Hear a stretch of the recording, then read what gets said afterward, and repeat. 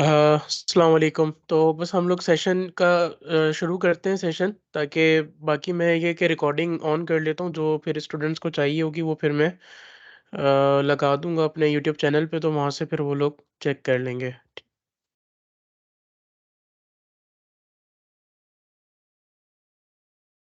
अच्छा जी। अब सेशन मैंने रखा है इटली के हवाले से, जो कि अभी इनटेक आने वाला है, सितंबर इनटेक 2024। अच्छा, इसके अंदर सबसे पहले एक चीज़ मैं आप सबको क्लियर कर दूं कि बहुत सारे स्टूडेंट्स ये पूछ रहे होते हैं कि यूरोप के अंदर कितने इनटेक होते हैं। पूरे यूरोप के अंदर मुख्तलिफ जितने भी रीजन्स हैं या कंट्रीज़ हैं, वहाँ पर मुख्तलिफ इंटेक्स होते हैं। जो इटली का इंटेक है वो सितंबर इंटेक होता है ऑल अराउंड द वर्ल्ड। इसके अलावा जितने भी नॉन यूरोपियन स्टूडेंट्स होते हैं उनके लिए सिर्फ सितंबर इंटेक होता है 2024 का, जो अब आने वाला है। और उसकी जो एप्लीकेशंस हैं, क्योंकि पहले इतने ज़्यादा स्टूडेंट्स नहीं होते थे, इतनी ये कह लें कि अवेयरनेस नहीं होती थी, स्टूडेंट अप्लाई नहीं करते थे इतने। तो वो उनका जितने भी सेशन की एप्लीकेशंस थी वो ऑन होती थी, ये कह लें कोई जनवरी के बाद जाकर, और फेब मार्च के अंदर ना। और उसके बाद वो भी जस्ट 1 और 2 मंथ्स के लिए ऑन होती थी, और उसके बाद उसको वो ख़त्म कर देते थे, वाइंड अप करते थे। लेकिन अब क्योंकि स्टूडेंट हमारे बहुत ज़्यादा हैं, और आप इससे अंदाज़ा लगाएँ कि एक-एक यूनिवर्सिटी में एक-एक कोर्स के अंदर सिर्फ़ पाकिस्तान से 15 टू 20,000 स्टूडेंट्स अप्लाई कर रहे हैं। पहले यहाँ पर ये कह लें कि इस तरीके से परसेंटेज का भी इतना इशू नहीं था। लाइक 50% जो बैचलर्स के लिए आ रहे थे, इंटर में अगर उनकी 50% है तो वो 50% पर भी इजीली अप्लाई कर सक रहे थे, और 55 पर भी बहुत सारे लोगों को वीज़ा मिले। लेकिन अब क्या इशू है, अब कंपटीशन बढ़ गया है, स्टूडेंट बहुत ज़्यादा है, अच्छी अच्छी एप्लीकेशंस बहुत ज़्यादा हैं, और फिर यूनिवर्सिटीज़ को ज़ाहिर है वो कंपाइल करने में, चीज़ें करने में थोड़ा-सा उनको वक़्त लगता है, चीज़ें लगती हैं। तो ये सारा अभी पूरा सिनेरियो है। अच्छा, अब स्टूडेंट ये पूछते हैं कि जी इंटर के बाद हम लोगों ने शुरू कहाँ से करना है? इंटर के बाद शुरू कहाँ से करना है? देखिए, अब अगर आप बैचलर्स के लिए आ रहे हैं, मैं सबसे पहले बैचलर्स के हवाले से बता देता हूँ, और फिर हम मास्टर्स की तरफ जाएँगे, ठीक है? अच्छा, बैचलर्स के लिए आपने अगर इंटर किया हुआ है, आपने इंटर के अंदर अगर आपकी 60 परसेंटेज है मिनिमम, आप अगर आप ये अप्लाई कर रहे हैं, चीज़ें कर रहे हैं, तो आपकी मिनिमम 60 परसेंटेज होनी चाहिए किसी भी प्रोग्राम में अप्लाई करने के लिए। सिक्स बिलो 60 आप रिजेक्ट हो जाएँगे। अब जो कंडीशन है उसके अंदर, अगर आपकी बिलो 60 परसेंटेज है इंटर के अंदर, तो आपका एप्लीकेशन रिजेक्ट हो जाएगी। अच्छा, अब इंटर के डॉक्यूमेंट्स और मास्टर्स के जो डॉक्यूमेंट्स हैं वो बिल्कुल सेम ही होते हैं। अगर आप बैचलर्स या मास्टर्स के लिए आ रहे हैं तो डॉक्यूमेंट्स में मैं थोड़ी देर मतलब आगे हम बात करेंगे। इस टाइम आप के पास जो रिक्वायर्ड डॉक्यूमेंट होने चाहिए वो कौन से होते हैं, उसके ऊपर बात कर लेते हैं। अच्छा, रिक्वायर्ड डॉक्यूमेंट्स के अंदर आपके पास इंटर की जो सर्टिफिकेट आपको मिलता है वो, और आपकी मार्कशीट, मैट्रिक का सर्टिफिकेट, उसकी मार्कशीट होनी चाहिए। बैचलर्स में अप्लाई करने के लिए यूरोपास सीवी आपके पास होनी चाहिए। इंग्लिश लैंग्वेज का सर्टिफिकेट होता है जो आपको आपका कॉलेज इशू करता है, जो आप अपने कॉलेज से लेते हैं। अब उसका, अच्छा, ये इंग्लिश लैंग्वेज सर्टिफिकेट क्या होता है, इसका मतलब ये होता है कि आपका कॉलेज ये लिख कर देता है उसके ऊपर पूरा, कि ये जितनी भी हमारी मोड ऑफ इंस्ट्रक्शंस हैं या mode of medium of language है पढ़ाने का, वो इंग्लिश के अंदर है। और वो 12 इयर्स ऑफ एजुकेशन इसने इंग्लिश में लिए, या 2 इयर्स ऑफ एजुकेशन इन्होंने इंग्लिश में लिए। तो इस चीज़ के ऊपर जो आइल्स की रिक्वायरमेंट होती है, 6.5 5.5 बैंड इनको चाहिए होता है बैचलर्स के लिए, 6.5 मास्टर्स के लिए। तो वो आइल्स की जो रिक्वायरमेंट है वो एग्ज़म्प्ट हो जाती है। आप ये इंग्लिश लैंग्वेज सर्टिफ़िकेट आप जमा कराते हैं अपना कॉलेज से लेकर, अ, अपना आपके पास ये होनी चाहिए यूरोपास सीवी। यूरोपास सीवी कैसे बनेगी, क्या होगी, ये मैंने पूरी इसको ये कह लें कि डेमो के साथ बनाकर अपने यूट्यूब चैनल पे रखी हुई है। आप लोग वहाँ से भी जाके चेक कर सकते हो। मैं ग्रुप के अंदर उसका लिंक दोबारा शेयर कर दूँगा। आप, अच्छा, यूरोपास सीवी इन लोगों का एक फॉर्मेट है, उस सीवी को ये एक्सेप्ट करते हैं। उसके ऊपर आपने अपनी एजुकेशन डिटेल, अपनी जॉब डिटेल और एक्सपीरियंस जो भी आपका होता है वो, आपका डिप्लोमा अगर आपने कोई किया हुआ है, कोई सर्टिफिकेशन आपने की हुई है, तो ये सारी चीज़ें आपने यूरोपास सीवी के अंदर स्टेप बाय स्टेप उसको लगानी होती हैं, ठीक है? अच्छा, अब बहुत सारे स्टूडेंट्स ये सवाल करते हैं कि फॉर सपोज़ स्कॉलरशिप के हवाले से, कि फुली फंडेड स्कॉलरशिप है या नहीं है? अच्छा, अब ये वाली चीज़ तो हो गई बैचलर्स के हवाले से, कि आपने ये डॉक्यूमेंट्स रेडी करने, ये सेम डॉक्यूमेंट्स आपने मास्टर्स के लिए करने बस मास्टर्स के अंदर 2 डॉक्यूमेंट्स इज़ाफ़ी हो जाते हैं, वो कौन से जी? वो आपकी डिग्री और आपकी ट्रांसक्रिप्ट हो जाती है और साथ में जो आप इंग्लिश लैंग्वेज का सर्टिफ़िकेट कॉलेज से निकलवाते हैं, वो आपको कॉलेज से नहीं फिर यूनिवर्सिटी से निकलवाना होता है। तो ये बिल्कुल सेम डॉक्यूमेंट्स हैं, जस्ट ये 3 डॉक्यूमेंट्स ऐड हो जाते हैं आपके मास्टर्स के लिए। अच्छा स्कॉलरशिप यहाँ पर फुली फंडेड होती है और हर साल फॉर सपोज़ जिस तरीके से इन्फ्लेशन बढ़ रही है, चीज़ें हो रही हैं, तो उसके साथ स्कॉलरशिप का अमाउंट भी इंक्रीज़ होता रहता है। अब वो कैसे इंक्रीज़ हो रहा है फॉर सपोज़ जब मैं 2019 के अंदर यहाँ पर आया था तो उस टाइम स्कॉलरशिप का अमाउंट था €5200 एंड देन फिर नेक्स्ट ईयर भी सेम ही था, देन थर्ड ईयर के अंदर आकर वो अमाउंट हो गया 600 and 100 euro and then 6100 euro and then फिर वो लास्ट टाइम जो भी इसको सेशन गया है इसके अंदर 7100 यूरो हुआ है और अब जो आने वाला सेशन है उसके अंदर ये कह लें कि अमाउंट 8100 यूरो हो गया है। ड्यू टू इन्फ्लेशन ज़ाहिर है जहाँ जिस जिस तरीके से इन्फ्लेशन बढ़ रही है, ज़ाहिर है रेंट यहाँ पर बढ़ जाते हैं और फूड एक्सपेंस जहाँ पे बढ़ते हैं, चीज़ें होती हैं, तो वो इस चीज़ को ज़हन में रखते हुए अमाउंट बढ़ा देते हैं। अच्छा अब स्कॉलरशिप की टाइप्स होती हैं। यहाँ पर 3 टाइप्स की स्कॉलरशिप हैं। एक आपको मिलती है रीजनल बेस्ड स्कॉलरशिप जो कि यहाँ जिस तरीके से आपने पाकिस्तान में देखा होगा हमारे पाकिस्तान के रीजन्स हैं ना, सिंध रीजन अलग है, पंजाब रीजन अलग है, पेशावर रीजन अलग है। इस तरीके से लाइक केपी के रीजन इस तरीके से यहाँ पर भी इनके रीजन्स अलग-अलग रीजन्स हैं। तो हर रीजन की जो स्कॉलरशिप होती है वो अलग अनाउंस होती है, उसकी डेडलाइन अलग होती है, लेकिन जो उसके डॉक्यूमेंट्स रिक्वायरमेंट होती है वो बिल्कुल सेम होती है, एक ही होती है। अच्छा अब इसके अंदर स्कॉलरशिप को जो 3 टाइप्स जो मैं आपको बता रहा था, एक स्कॉलरशिप है रीजनल बेस्ड जो रीजन की मैंने आपको बताई, दूसरी है मेरिट बेस्ड। फॉर सपोज़ आपने इंटर के अंदर 90% लिया है, 95% लिया है, ये एक्स्ट्रा ऑर्डिनरी मार्क्स आपने लिए हुए हैं या आपने इसी तरीके से मास्टर्स के अंदर फॉर सपोज़ 4 पॉइंट आपने सीजीपीए ली हुई है या 3.8 ली हुई है, तो ये आपके एक्स्ट्रा ऑर्डिनरी के अंदर आते हैं। आप मेरिट स्कॉलरशिप के लिए आप एलिजिबल हो जाते हैं, आप मेरिट स्कॉलरशिप ले सकते हैं। इसके अलावा आती है एक नीड बेस्ड स्कॉलरशिप। अच्छा नीड बेस्ड स्कॉलरशिप और रीजनल स्कॉलरशिप दोनों एक ही स्कॉलरशिप्स हैं, बस इनका नाम चेंज होता है। तो वो नीड बेस्ड करके दे देते हैं और एक रीजनल बेस्ड करके देते हैं, लेकिन ये दोनों स्कॉलरशिप सेम है।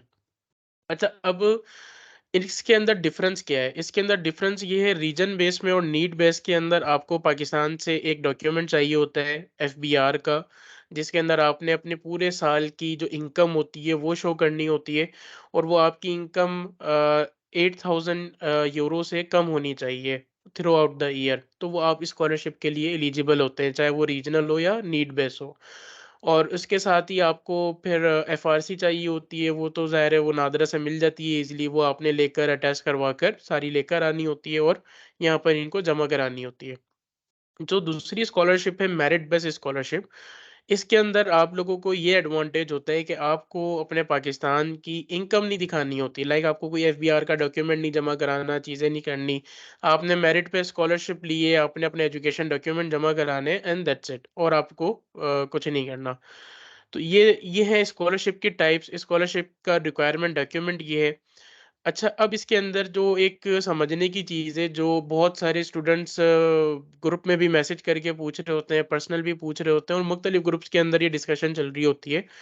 वो ये कह रहे होते हैं कि जी हम अभी एडमिशन का वेट करें क्योंकि अब क्या होता है एडमिशन फॉर सपोज़ अभी अक्टूबर से ओपन हो जाएँगे, 2024 सेशन के लिए अक्टूबर 1st से 1 अक्टूबर 2023 से ओपन हो जाएँगे सितंबर इनटेक 2024 के लिए। अब होता क्या है, अब स्टूडेंट यहाँ पे अप्लाई करता है, ठीक हो गया।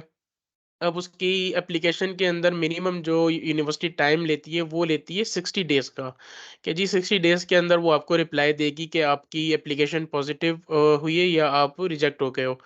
अब उसके अंदर इश्यू क्या है कि जी बहुत सारे स्टूडेंट्स जैसे मैंने आपको भी पहले शुरू में बताया कि स्टूडेंट बहुत ज़्यादा हो गए हैं, बहुत ज़्यादा एक-एक कोर्स के अंदर 15,000 एप्लीकेशन सिर्फ़ पाकिस्तान से आ रही हैं और इंटरनेशनल यूनिवर्सिटी है तो दूसरी कज़ाकिस्तान, उज़्बेकिस्तान अज़रबैजान, टर्की इन सब जगह से लोग अप्लाई कर रहे होते हैं। तो यूनिवर्सिटी को इस बार इस सेशन के अंदर बड़ा मसला हुआ है ये एप्लीकेशंस को सॉर्ट आउट करने में, हर चीज़ के लिए ना। तो आपने फ़ोर सपोज़ अक्टूबर में अप्लाई किया और फ़ेब मार्च तक आपका एप्लीकेशन नहीं आया और डेडलाइन के बाद उन्होंने आपको कहा कि जी आपकी एप्लीकेशन आ गई है, फ़ोर सपोज़ आपका एडमिशन आ गया है। अब इसी दरमियान में अगर किसी रीजन का डेडलाइन है, फ़ॉर सपोज़ किसी रीजन की डेडलाइन है 1 फ़ेब से लेके 28 फ़ेब तक और आपका एडमिशन अभी 28 फ़ेब तक नहीं आया, तो आपने क्या करना है, आपने अपना स्कॉलरशिप वहाँ पे अप्लाई कर देनी है। ठीक हो गया? डेडलाइन के अंदर-अंदर, क्योंकि ज़ाहिर है अगर आपकी डेडलाइन मिस हो गई, फिर आपको स्कॉलरशिप नहीं मिलेगी, फिर आप स्कॉलरशिप अप्लाई भी नहीं कर सकते। तो आपने क्या करना है, आपने उसी डेडलाइन के अंदर-अंदर स्कॉलरशिप अप्लाई कर देनी है और आपकी स्कॉलरशिप का फिर रिज़ल्ट जो है वो अगर आपका एडमिशन आपका आ जाता है, चीज़ें आ जाती हैं, स्कॉलरशिप आपको मिल जाएगी, ठीक हो गया। आपको अगर एडमिशन आपका आ जाता है फॉर सपोज़, तो वो उसके अंदर आपको बिल्कुल बेनिफिट हो जाएगा कि जी आपकी स्कॉलरशिप है। और अगर आपका एडमिशन नहीं भी आता तो आप उनको ईमेल कर दें कि जी मेरा एडमिशन नहीं आया, आप मेरी स्कॉलरशिप कैंसल कर दें या आप वहाँ से अपनी एप्लीकेशन कैंसल करवा लें। ठीक हो गया।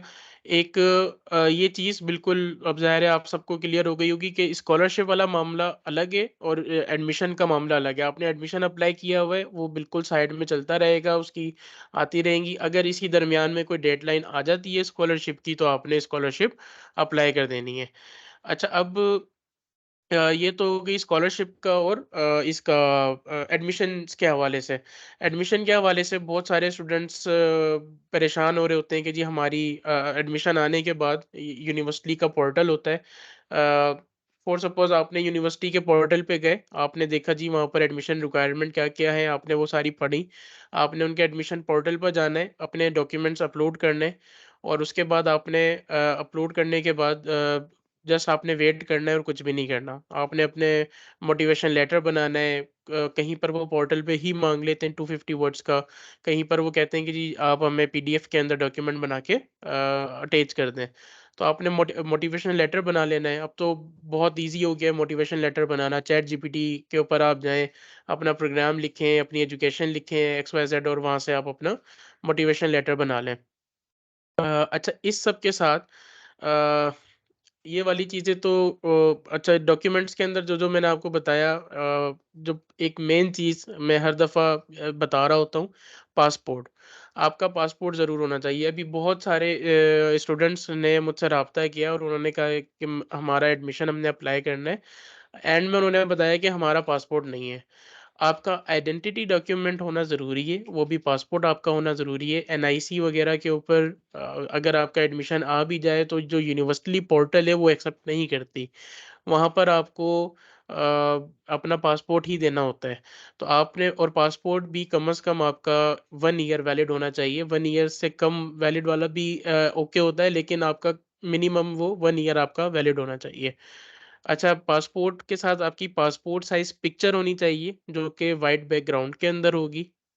इसी के साथ आपका वाई अपना यूरोपास की सीवी, यूरोपास की सीवी कैसे बनेगी, क्या वो मैंने आपको बताया है, मैं आपको ग्रुप के अंदर भी लिंक शेयर कर दूँगा। इसी के साथ आपका यूरोपास की सीवी के साथ यूरोपास की सीवी के साथ आपके पास होने चाहिए आपके एजुकेशन डॉक्यूमेंट्स, जो मैंने आपको भी शुरू में बताए। अगर आप बैचलर्स के लिए अप्लाई कर रहे हो, तो आपका इंटर का सर्टिफ़िकेट, उसकी मार्कशीट, मैट्रिक का सर्टिफ़िकेट, उसकी मार्कशीट होनी चाहिए और अगर आप मास्टर्स के लिए अप्लाई कर रहे हो, तो आपकी डिग्री और उसकी ट्रांसक्रिप्ट होनी चाहिए। और इसी के साथ आपका इंग्लिश लैंग्वेज सर्टिफ़िकेट होना चाहिए। अच्छा, इंग्लिश लैंग्वेज के लिए मैं आपको एक चीज़ और बता दूँ, अगर आप लोग आइल्स कर रहे हो, आइल्स की तैयारी कर रहे हो, तो बहुत अच्छी चीज़ है, आप आइल्स करो। आइल्स के बाद आपके वीज़ा चांसेस बहुत बढ़ जाते हैं और अगर आप आइल्स नहीं कर पा रहे, तो यहाँ और भी लैंग्वेज टेस्ट है, पीटीई इंग्लिश लैंग्वेज टेस्ट है, आप वो कर सकते हो या फिर आप डुओलिंगो आजकल बहुत ज़्यादा इटली के अंदर भी एक्सेप्टेबल है, कनाडा में भी एक्सेप्टेबल है, बहुत सारी यूनिवर्सिटीज़ एक्सेप्ट कर रही हैं। इसी तरीके से यूके की भी बहुत सारी यूनिवर्सिटीज़ एक्सेप्ट कर रही हैं, तो आप वहाँ पर भी अप्लाई कर सकते हो। डुओलिंगो का टेस्ट भी बहुत ज़्यादा ये कह लें कि सस्ता है, इतना महँगा भी नहीं है, लाइक आइल्स की तो फ़ीस आई गेस कोई 75,000 हो गई है और डुओलिंगो का टेस्ट आपका 15,000 के अंदर 18,000 15,000 में हो जाता है और ईज़िली आप उसको कर सकते हैं। इतना हार्ड नहीं होता डुओलिंगो का टेस्ट, तो आप को मैं सजेस्ट करूँगा कि जो लोग भी इंग्लिश लैंग्वेज की तो तैयारी कर रहे हैं और इंग्लिश लैंग्वेज ये कह लें कि दे सकते हैं, तो वो डुओलिंगो को प्रेफ़र करें। डुओलिंगो भी दे सकते हैं, पीटीई भी दे सकते हैं और आइएलटीएस भी आप आइएलटीएस बिल्कुल बेस्ट है, आइएलटीएस भी दे सकते हैं।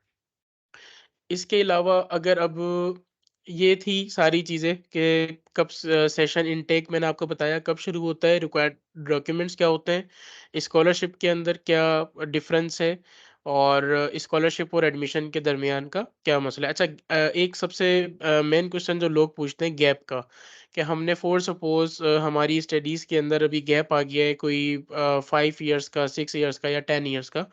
गैप मैटर नहीं करता। आप गैप को किस तरीके से कवर करते हो, यूरोपास के सीवी जब आप बनाओगे, तो उसके अंदर आप अपना एक्सपीरियंस शो करते हो। एक्सपीरियंस आपने किस तरीके से शो करना है, आपने फॉर सपोज़ आपकी स्टडीज़ खत्म हुई है 2012 के अंदर, तो आपने 2013, 14, 15 और 24 तक का कोई भी एक्सपीरियंस लगाना है। बीच में आपने कोई सर्टिफिकेट सेट करने हैं कि हमने ये सर्टिफिकेशन की हुई है, यहाँ पे ऐसे-ऐसे जॉब की है, एक्सपीरियंस किया है और अब हम मास्टर्स कर रहे हैं या मास्टर्स के बाद हम पीएचडी कर रहे हैं। तो ये इस तरीके से गैप को कवर करना होता है और कवर करने के बाद आप इज़िली अप्लाई कर सकते हैं। तो ये सारी चीज़ें हैं, इसके अलावा अब क्वेश्चन आंसर सेशन है। अगर आप लोगों को कोई क्वेश्चन है, चीज़ें तो आप मुझे बताएँ?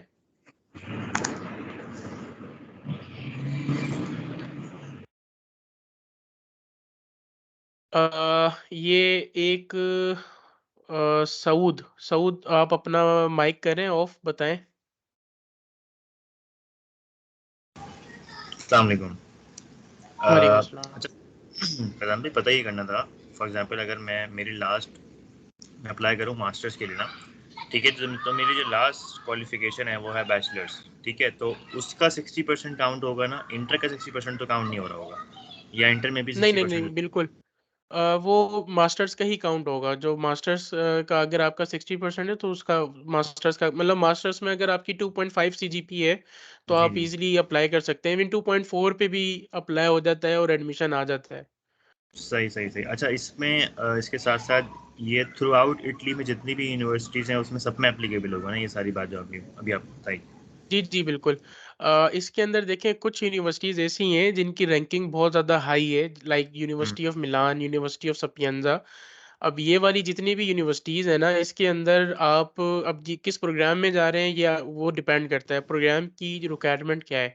अब अगर उस राइट। प्रोग्राम के अंदर उन्होंने 75% माँगी हुई है और आपकी 60 है, हुँ, तो फिर तो एप्लीकेशन अप्लाई करने का फ़ायदा ही नहीं है। तो ये वाली चीज़ आपने देखनी है प्रोग्राम आपका कौन-सा अप्लाई कर रहे हो और उसकी क्या रिक्वायरमेंट है।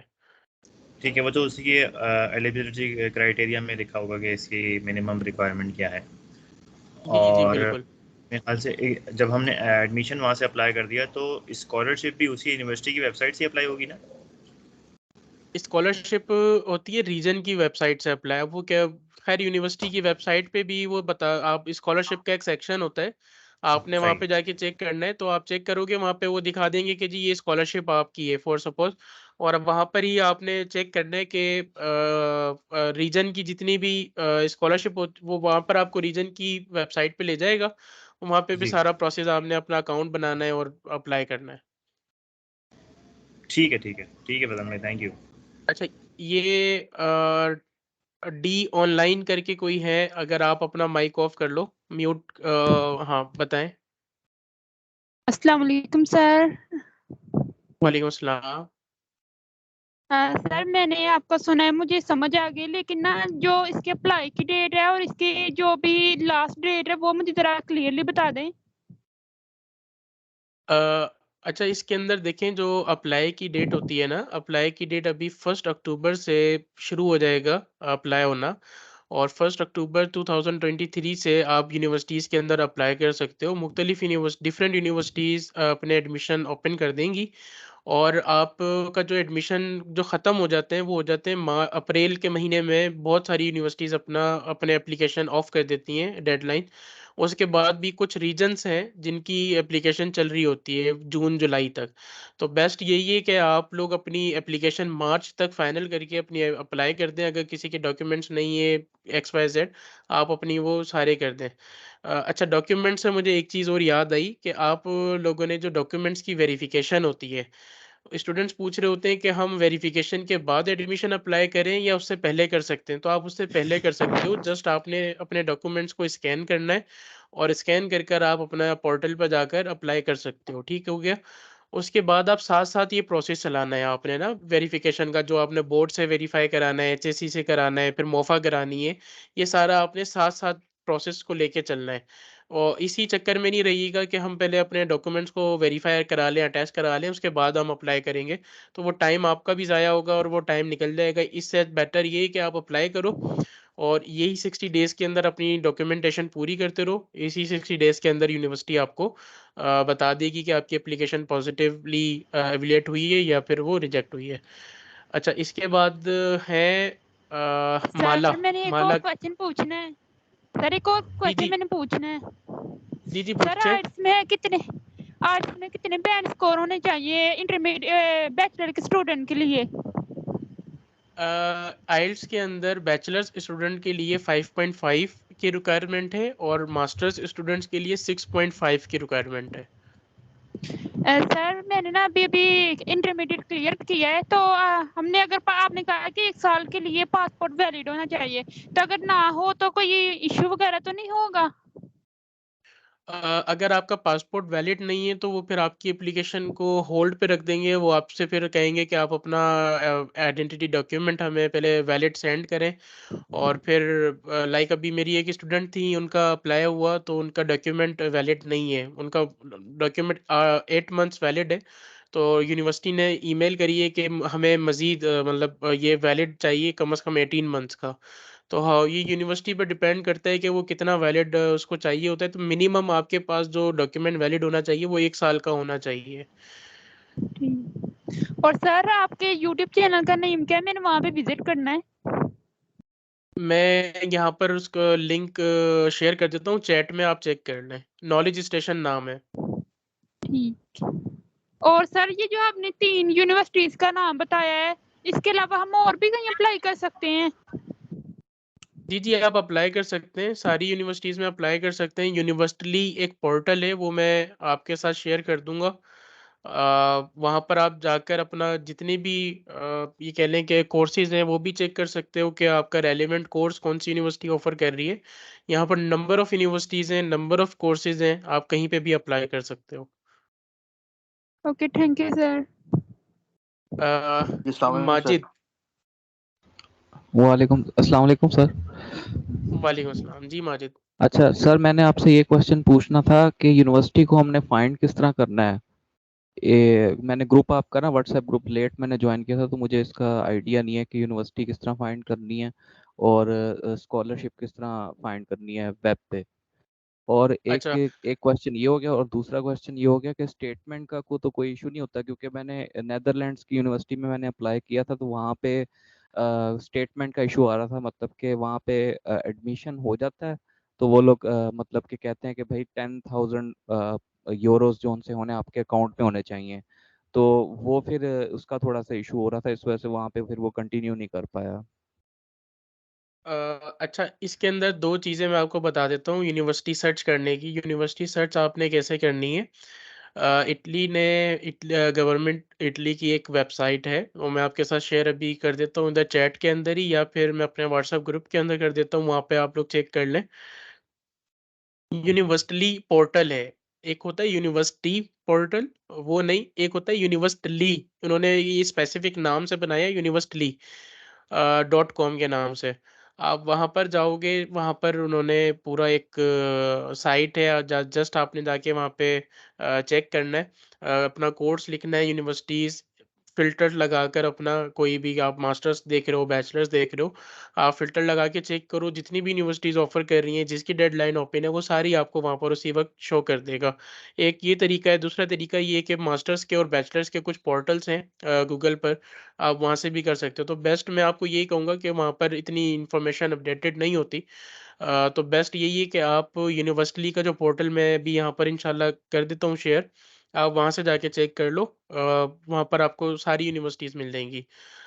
दूसरा जो स्टेटमेंट का आपने पूछा, स्टेटमेंट का यहाँ पर जो भी आप वीज़ा रिक्वायरमेंट है, यूनिवर्सिटी रिक्वायरमेंट नहीं है ये कि आपके पास फंड होना चाहिए या नहीं होना चाहिए। ये वीज़ा की रिक्वायरमेंट है। वीज़ा के लिए आपको जो अपने अकाउंट के अंदर 25 लाख पीकेआर आपको शो करने होते हैं। बैंक स्टेटमेंट मिनिमम 3 मंथ्स आपके अकाउंट के अंदर वो पैसे होने चाहिए।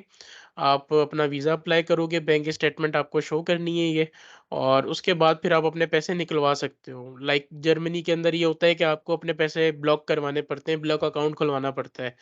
तो इटली के अंदर ये एक बेस्ट चीज़ ये है कि आपको ब्लॉक अकाउंट नहीं बनवाना, जस्ट आपने 3 महीने 4 महीने अपने अकाउंट में पैसे रखें, वीज़ा अप्लाई करें, वीज़ा आ जाता है तो पैसे आप पाकिस्तान में ही निकाल लें अपने, कोई इशू नहीं है। अच्छा, लास्ट क्वेश्चन ये था कि एज की लिमिटेशन मास्टर्स के लिए कब कितनी कितनी है मैक्सिमम आप एज एज लिमिटेशन नहीं है ज़्यादा, क्योंकि देखिए जैसे मैंने आपको बताया ना, गैप के हवाले से भी ज़ाहिर है, जब गैप होगा तो आपकी एज भी बढ़ जाएगी। तो जी एज जी की लिमिटेशन नहीं है, लेकिन प्रीफरेबल जो एज है वो ये कह लें कि 26 27 है मास्टर्स की। लेकिन आप 30 के अंदर भी, इवन मैं बैचलर्स में यहाँ पे कर रहा हूँ, मेरा लास्ट ईयर है।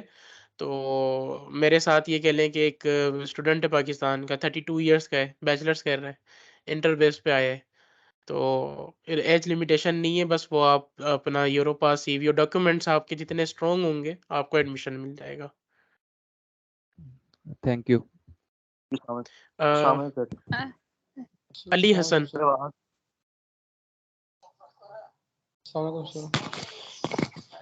जी वालेकुम अस्सलाम। सर मैंने भी करंटली ग्रेजुएशन कर ली है, ये बेस कंप्यूटर साइंस। तो मेरा GPA भी अच्छा है और ये इंशाल्लाह भी मेरा एक्सपीरियंस भी सर से हवाले से अच्छा है। तो मैं अभी जो पासपोर्ट के लिए अप्लाई करूँगा तो इसके बाद मैं अप्लाई कर सकता हूँ जैसे ही पासपोर्ट आ जाए? जी जी, आप क्योंकि अप्लाई पास कर सकते हैं। और सर ये डॉक्यूमेंट की वेरिफिकेशन अगर नहीं हो तो हम अप्लाई कर सकते हैं ऑनलाइन, तो इसका कोई इशू तो नहीं होगा? वो एम्बेसी चेक करेगी या ऑनलाइन भी वो चेक करेंगे? देखिए मैंने आपको भी ये वाली चीज़ ना क्लियर की है कि आप कर सकते हो अप्लाई। डॉक्यूमेंट वेरीफाई नहीं है, कोई मसला नहीं है, आप अप्लाई कर सकते हो। आप हाँ उसके साथ साथ वेरीफाई करवाओ। जब आप वीज़ा अप्लाई करने जाओगे ना, वीज़ा एम्बेसी चेक करती है आपके डॉक्यूमेंट्स वेरीफाइड हैं या नहीं है। तो उस यूनिवर्सिटी आपके जो डॉक्यूमेंट्स आप स्कैन करके अप्लाई करेंगे उस पे हो जाएगा। सर और एक लास्ट क्वेश्चन है कि जो बैंक स्टेटमेंट है सर, वो यूनिवर्सिटी चेक करती है या एम्बेसी चेक करती है? एम्बेसी, वीज़ा रिक्वायरमेंट है, एम्बेसी करेगी वो। सर अगर मैं अली तक हसन। जी जी सर एक सॉरी सर, एक क्वेश्चन है सर। जी जी। सर अगर ये प्रूफ दे रहे सर यूनिवर्सिटी वाले और उसी टाइम मुझे कोई पैसे सेंड कर दे अपने बैंक अकाउंट में और मैं उधर बैंक स्टेटमेंट बना लूँ तो कोई इशू होगा या पहले से नहीं, मुझे रखने आपको होंगे? वीज़ा के लिए मिनिमम आपको 3 मंथ्स की बैंक स्टेटमेंट चाहिए। आपके अकाउंट में क्लोजिंग बैलेंस आपका 3 मंथ्स तक 25 लाख होना चाहिए। जो वो फिर स्पॉन्सर भी आपको दिखाना होता है कि किसने आपको स्पॉन्सर किए हैं। स्पॉन्सर का डॉक्यूमेंट बनता है, 2 साल के टैक्स रिटर्न्स जमा होते हैं। तो ये थोड़ा प्रोसेस है, वो मैं अपना वीडियोस में भी मैंने बताया हुआ है। मतलब आपने फॉर सपोज किसी ने आपको पैसे दिए हैं, 25 लाख आपने जी अपने अकाउंट में रखवाए। आपका जो स्पॉन्सर है वो आपका ब्लड रिलेशन होना चाहिए, या तो आपके फादर हो, आपकी मदर हो, आपके ब्रदर हो, या कोई आपकी एल्डर सिस्टर हो। ये ब्लड रिलेशन ही आपको स्पॉन्सर कर सकता है। इसके अलावा जो बाहर की स्पॉन्सरशिप होती है वो एक्सेप्टेबल जी नहीं सर। होती, उसके अंदर आपका ये वीज़ा रिजेक्ट हो जाता है। मोस्ट ऑफ केसेस में रिजेक्ट हो जाता है। तो जी स्पॉन्सर सर। आपने अपने फादर को शो करना है, या मदर को शो करना है, या एल्डर ब्रदर को शो करना है। और उसका जी जो सर। जिसका भी आप शो करेंगे उसका आपने FBR का डॉक्यूमेंट, 2 साल के टैक्स रिटर्न्स, प्रीवियस 2 इयर्स के आपने टैक्स रिटर्न्स आपने उनको शो कराने हैं अपने, के मेरे ये स्पॉन्सर ने ये टैक्स दिया हुआ है। तो उसके ऊपर जी फिर सर। आपका ये जस्टिफाई होता है पूरा अमाउंट। अगर आप डायरेक्ट एक ही दिन में करवा कर और निकलवा देंगे, वो एम्बेसी फिर वो रिजेक्ट कर देती है, वो ये वाला स्टेटमेंट एक्सेप्टेबल नहीं है। जी सर, तो मतलब कि जगह से मैं अप्लाई करे तो उससे पहले पैसे रखने होते हैं? जी जी 341 बिल्कुल। जी sir. Okay sir, thank you. Okay. Sir यार अस्सलाम ये वालेकुम। मुसैब हबीब। जी सर। हेलो जी जी मुसैब। सर, ये मेरा क्वेश्चन है कि मैंने 2014 में इंजीनियरिंग की है, पास आउट में हुआ हूँ 2019 में। 3 साल मेरा गैप आ रहा है अप्लाई करने में, इसमें मसला तो नहीं होगा? क्योंकि मैं यहाँ गवर्नमेंट एम्प्लॉय भी हूँ, थ्रू एनओसी अप्लाई किया है पासपोर्ट के लिए। कोई मसला नहीं है, आप अप्लाई कर सकते हो। वो मैंने आपको बताया ना, गैप आपने 3 साल का इसी तरीके से कवर करना है। आपने अपने एक्सपीरियंस ऐड करना है, आपने उसके अंदर लगाना है। फॉर सपोज़ जैसा आपने बताया मैं अभी जॉब कर रहा हूँ, तो आपने उसके अंदर ऐड कर दें कि मैं ये जॉब कर रहा हूँ फॉर सपोज़ जॉब, लेकिन आपने एंड में ये दिखाना है कि मैंने जॉब ख़त्म हो गई है। अगर आप ऑन गोइंग जॉब दिखाएँगे, फॉर सपोज़ क्या करंटली आप कर रहे हो जॉब, तो ये आपके एप्लीकेशन के लिए सही नहीं है। आपने ठीक, दिखाना है मेरी जॉब हो गई है, उसका ये 3 साल का एक्सपीरियंस है और अब मैं मास्टर्स करना चाह रहा हूँ, आप मास्टर्स के लिए अप्लाई कर सकते हो। Thank you sir. अ, ये प्रोफ़ेसर करके कोई है, आप अपना माइक बताएँ? जी, अस्सलाम वालेकुम। जी, वालेकुम अस्सलाम। सर कैसे हैं? ठीक हैं, खैरियत से? उम्मीद रखता हूँ आप ठीक होंगे। सर मैं 8th सेमेस्टर का स्टूडेंट हूँ और मेरे पास जो ट्रांसक्रिप्ट है ना, जो रिज़ल्ट वो मेरे पास 6th सेमेस्टर, क्योंकि मैं गवर्नमेंट एफ़िलिएटेड कॉलेज में हूँ जो कि यूनिवर्सिटी के साथ एफ़िलिएटेड है ना। तो अभी हमारा जो गवर्नमेंट कॉलेज का सिस्टम होता है, वो डिले होता है। हमारा तो डिग्री कनेक्टेड है, एफ़िलिएटेड है यूनिवर्सिटी के साथ, हमें डिग्री उधर की मिलेगी, लेकिन मैं गवर्नमेंट कॉलेज में पढ़ता हूँ। अब जो गवर्नमेंट का जो सिस्टम है कॉलेजेस का, उसपे जो बैचलर डिग्री होती है, वो जो यूनिवर्सिटी से अप्रॉक्सिमेटली 3 टू 4 मंथ्स पीछे होती है। अब हमारे पास जो 8th सेमेस्टर में मैं हूँ, मेरे पास जो रिज़ल्ट है वो 6th सेमेस्टर तक है और 7th सेमेस्टर का रिज़ल्ट अगले अक्टूबर या नवंबर फर्स्ट वीक या सेकंड वीक में आएगा। तो जब मैं अप्लाई करूँगा ना, तो मैं होप सर्टिफिकेट के थ्रू करूँगा या जो मेरे जो क्योंकि मेरे पास तो डिग्री अभी नहीं है, मैं 8th सेमेस्टर में हूँ और जो रिज़ल्ट मेरे पास अवेलेबल है, वो 6 सेमेस्टर का रिज़ल्ट मेरे पास अवेलेबल है और जो नेक्स्ट सेमेस्टर का रिज़ल्ट आएगा 7th सेमेस्टर को, वो अप्रॉक्सिमेटली 1 मंथ या more than a little bit 1 month लग जाएगा। तो इस अच्छा, कंडीशन में मैं अप्लाई किस तरह करूँ? इसके अंदर ना आपने ये करना है, आपने यूनिवर्सिटी से एक फ़ाइनल ट्रांसक्रिप्ट बनती है, वो यूनिवर्सिटी आपको देती है, आप उनसे रिक्वेस्ट करके वो फ़ाइनल ट्रांसक्रिप्ट लेंगे। और दूसरा होता है प्रोविज़नल सर्टिफ़िकेट। और अगर वो ट्रांसक्रिप्ट नहीं भी दे रहे आपको, तो आपको प्रोविज़नल सर्टिफ़िकेट पे आप अप्लाई करोगे, लेकिन उसके लिए भी ज़रूरी ये है कि आपकी फ़ाइनल सीजीपीए क्या है, वो आपको ज़ाहिर लगानी होगी ना, कि आपकी कितनी परसेंटेज है। तो प्रोविज़नल सर्टिफ़िकेट डिग्री की जगह यूज़ होता है और फाइनल ट्रांसक्रिप्ट आप यूनिवर्सिटी से रिक्वेस्ट करके लेते हो, वो आपको एक फाइनल ट्रांसक्रिप्ट बनाकर देते हैं अप्लाई करने के लिए। तो वो ट्रांसक्रिप्ट और प्रोविज़नल सर्टिफ़िकेट, इन 2 चीज़ों के साथ आप अपना अप्लाई कर सकते हो। ठीक है सर। अब सर मैं गवर्नमेंट कॉलेज में हूँ और एफिलिएटेड हूँ यूनिवर्सिटी के साथ। अगर मैं ये प्रोविजनल सर्टिफिकेट या फाइनल ट्रांसक्रिप्ट लूंगा या होप सर्टिफिकेट जब मैं लूंगा, उसमें मेंशन होंगी मेरी जीपीए वगैरह, तो मैं यूनिवर्सिटी की से लूंगा या जो मैं जिस कॉलेज में पढ़ रहा हूँ उससे लूंगा? जिस कॉलेज में आप पढ़ रहे हो आप उससे लोगे। एफ़िलिएशन तो बस ये है ठीक कि है, आपने जो डिग्री है आपकी वो इश्यू करेगी, बाकी पढ़ आप जिस कॉलेज से रहे हो आपको डॉक्यूमेंट सारे वहाँ से लेने होंगे। ठीक है, ठीक है। Thank you sir, thank you. Okay. Nawaz भाई आप अपना माइक अनम्यूट कर लें। अस्सलाम वालेकुम सर। वालेकुम अस्सलाम। जी नवाज़ भाई। सर मेरा क्वेश्चन ये था कि जैसे आपने बताया कि डुओलिंगो जो है एक्सेप्टेबल है, तो आवाज़ कितनी आपकी बहुत तल्खी आ रही है।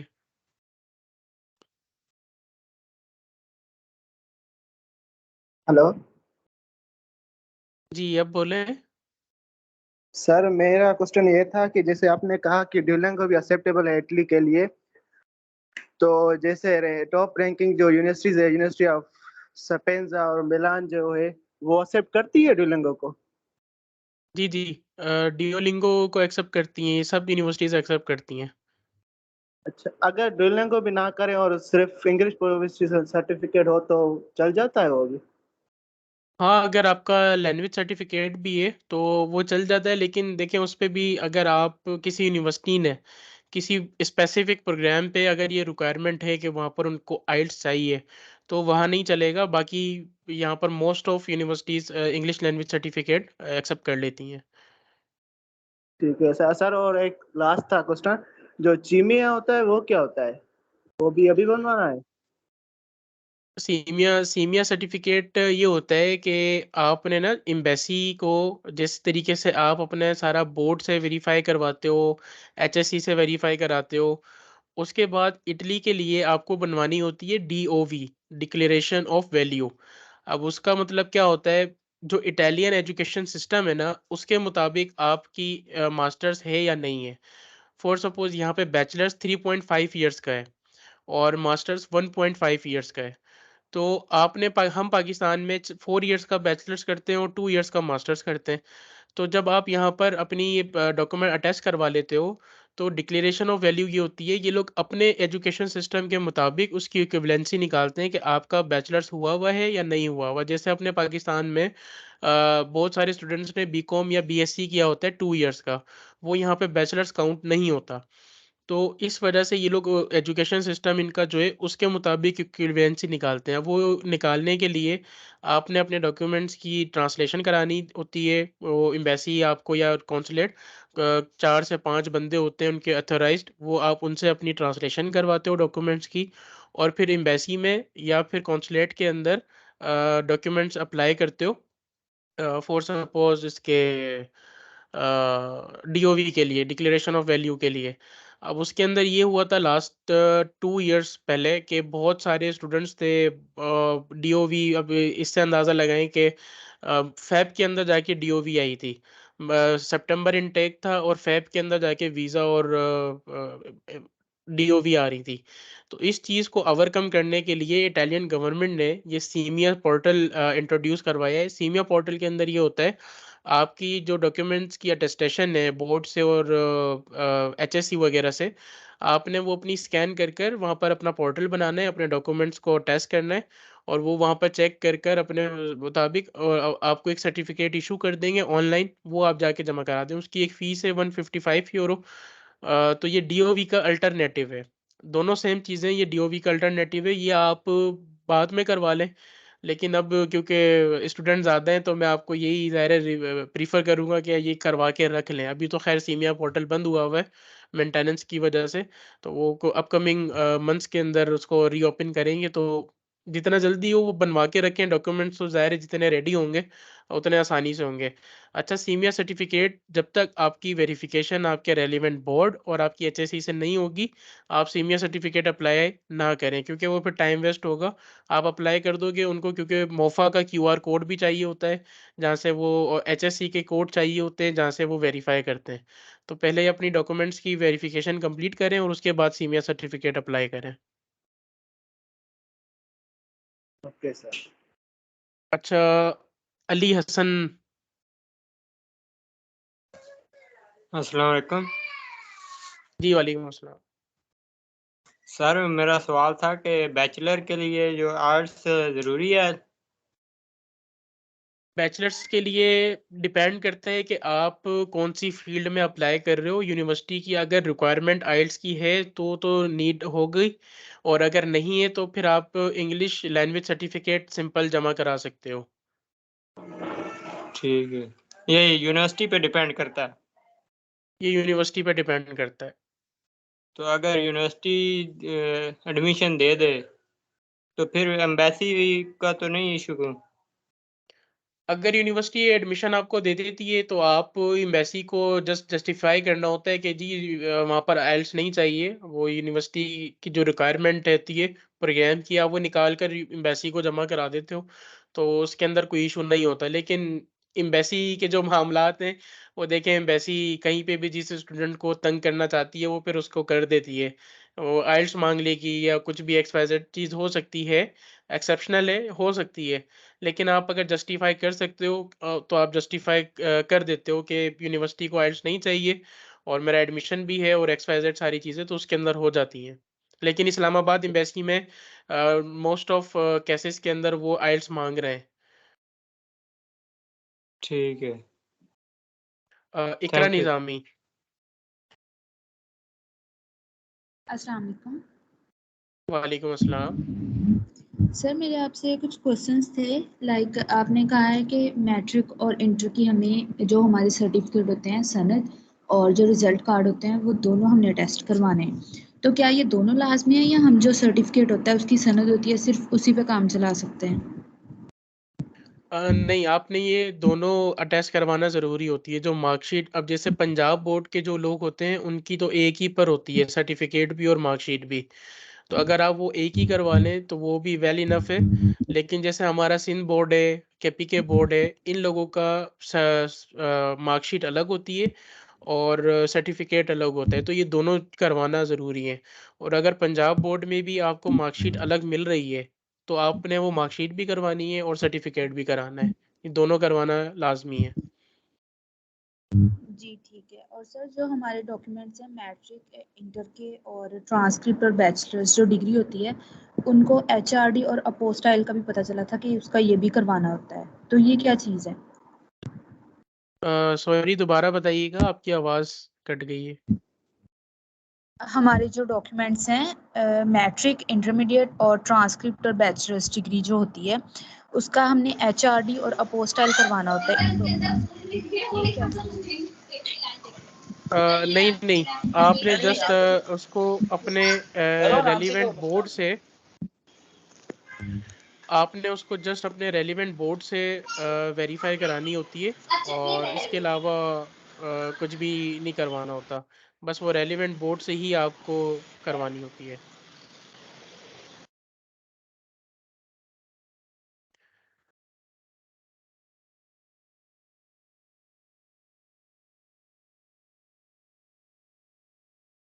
ओके।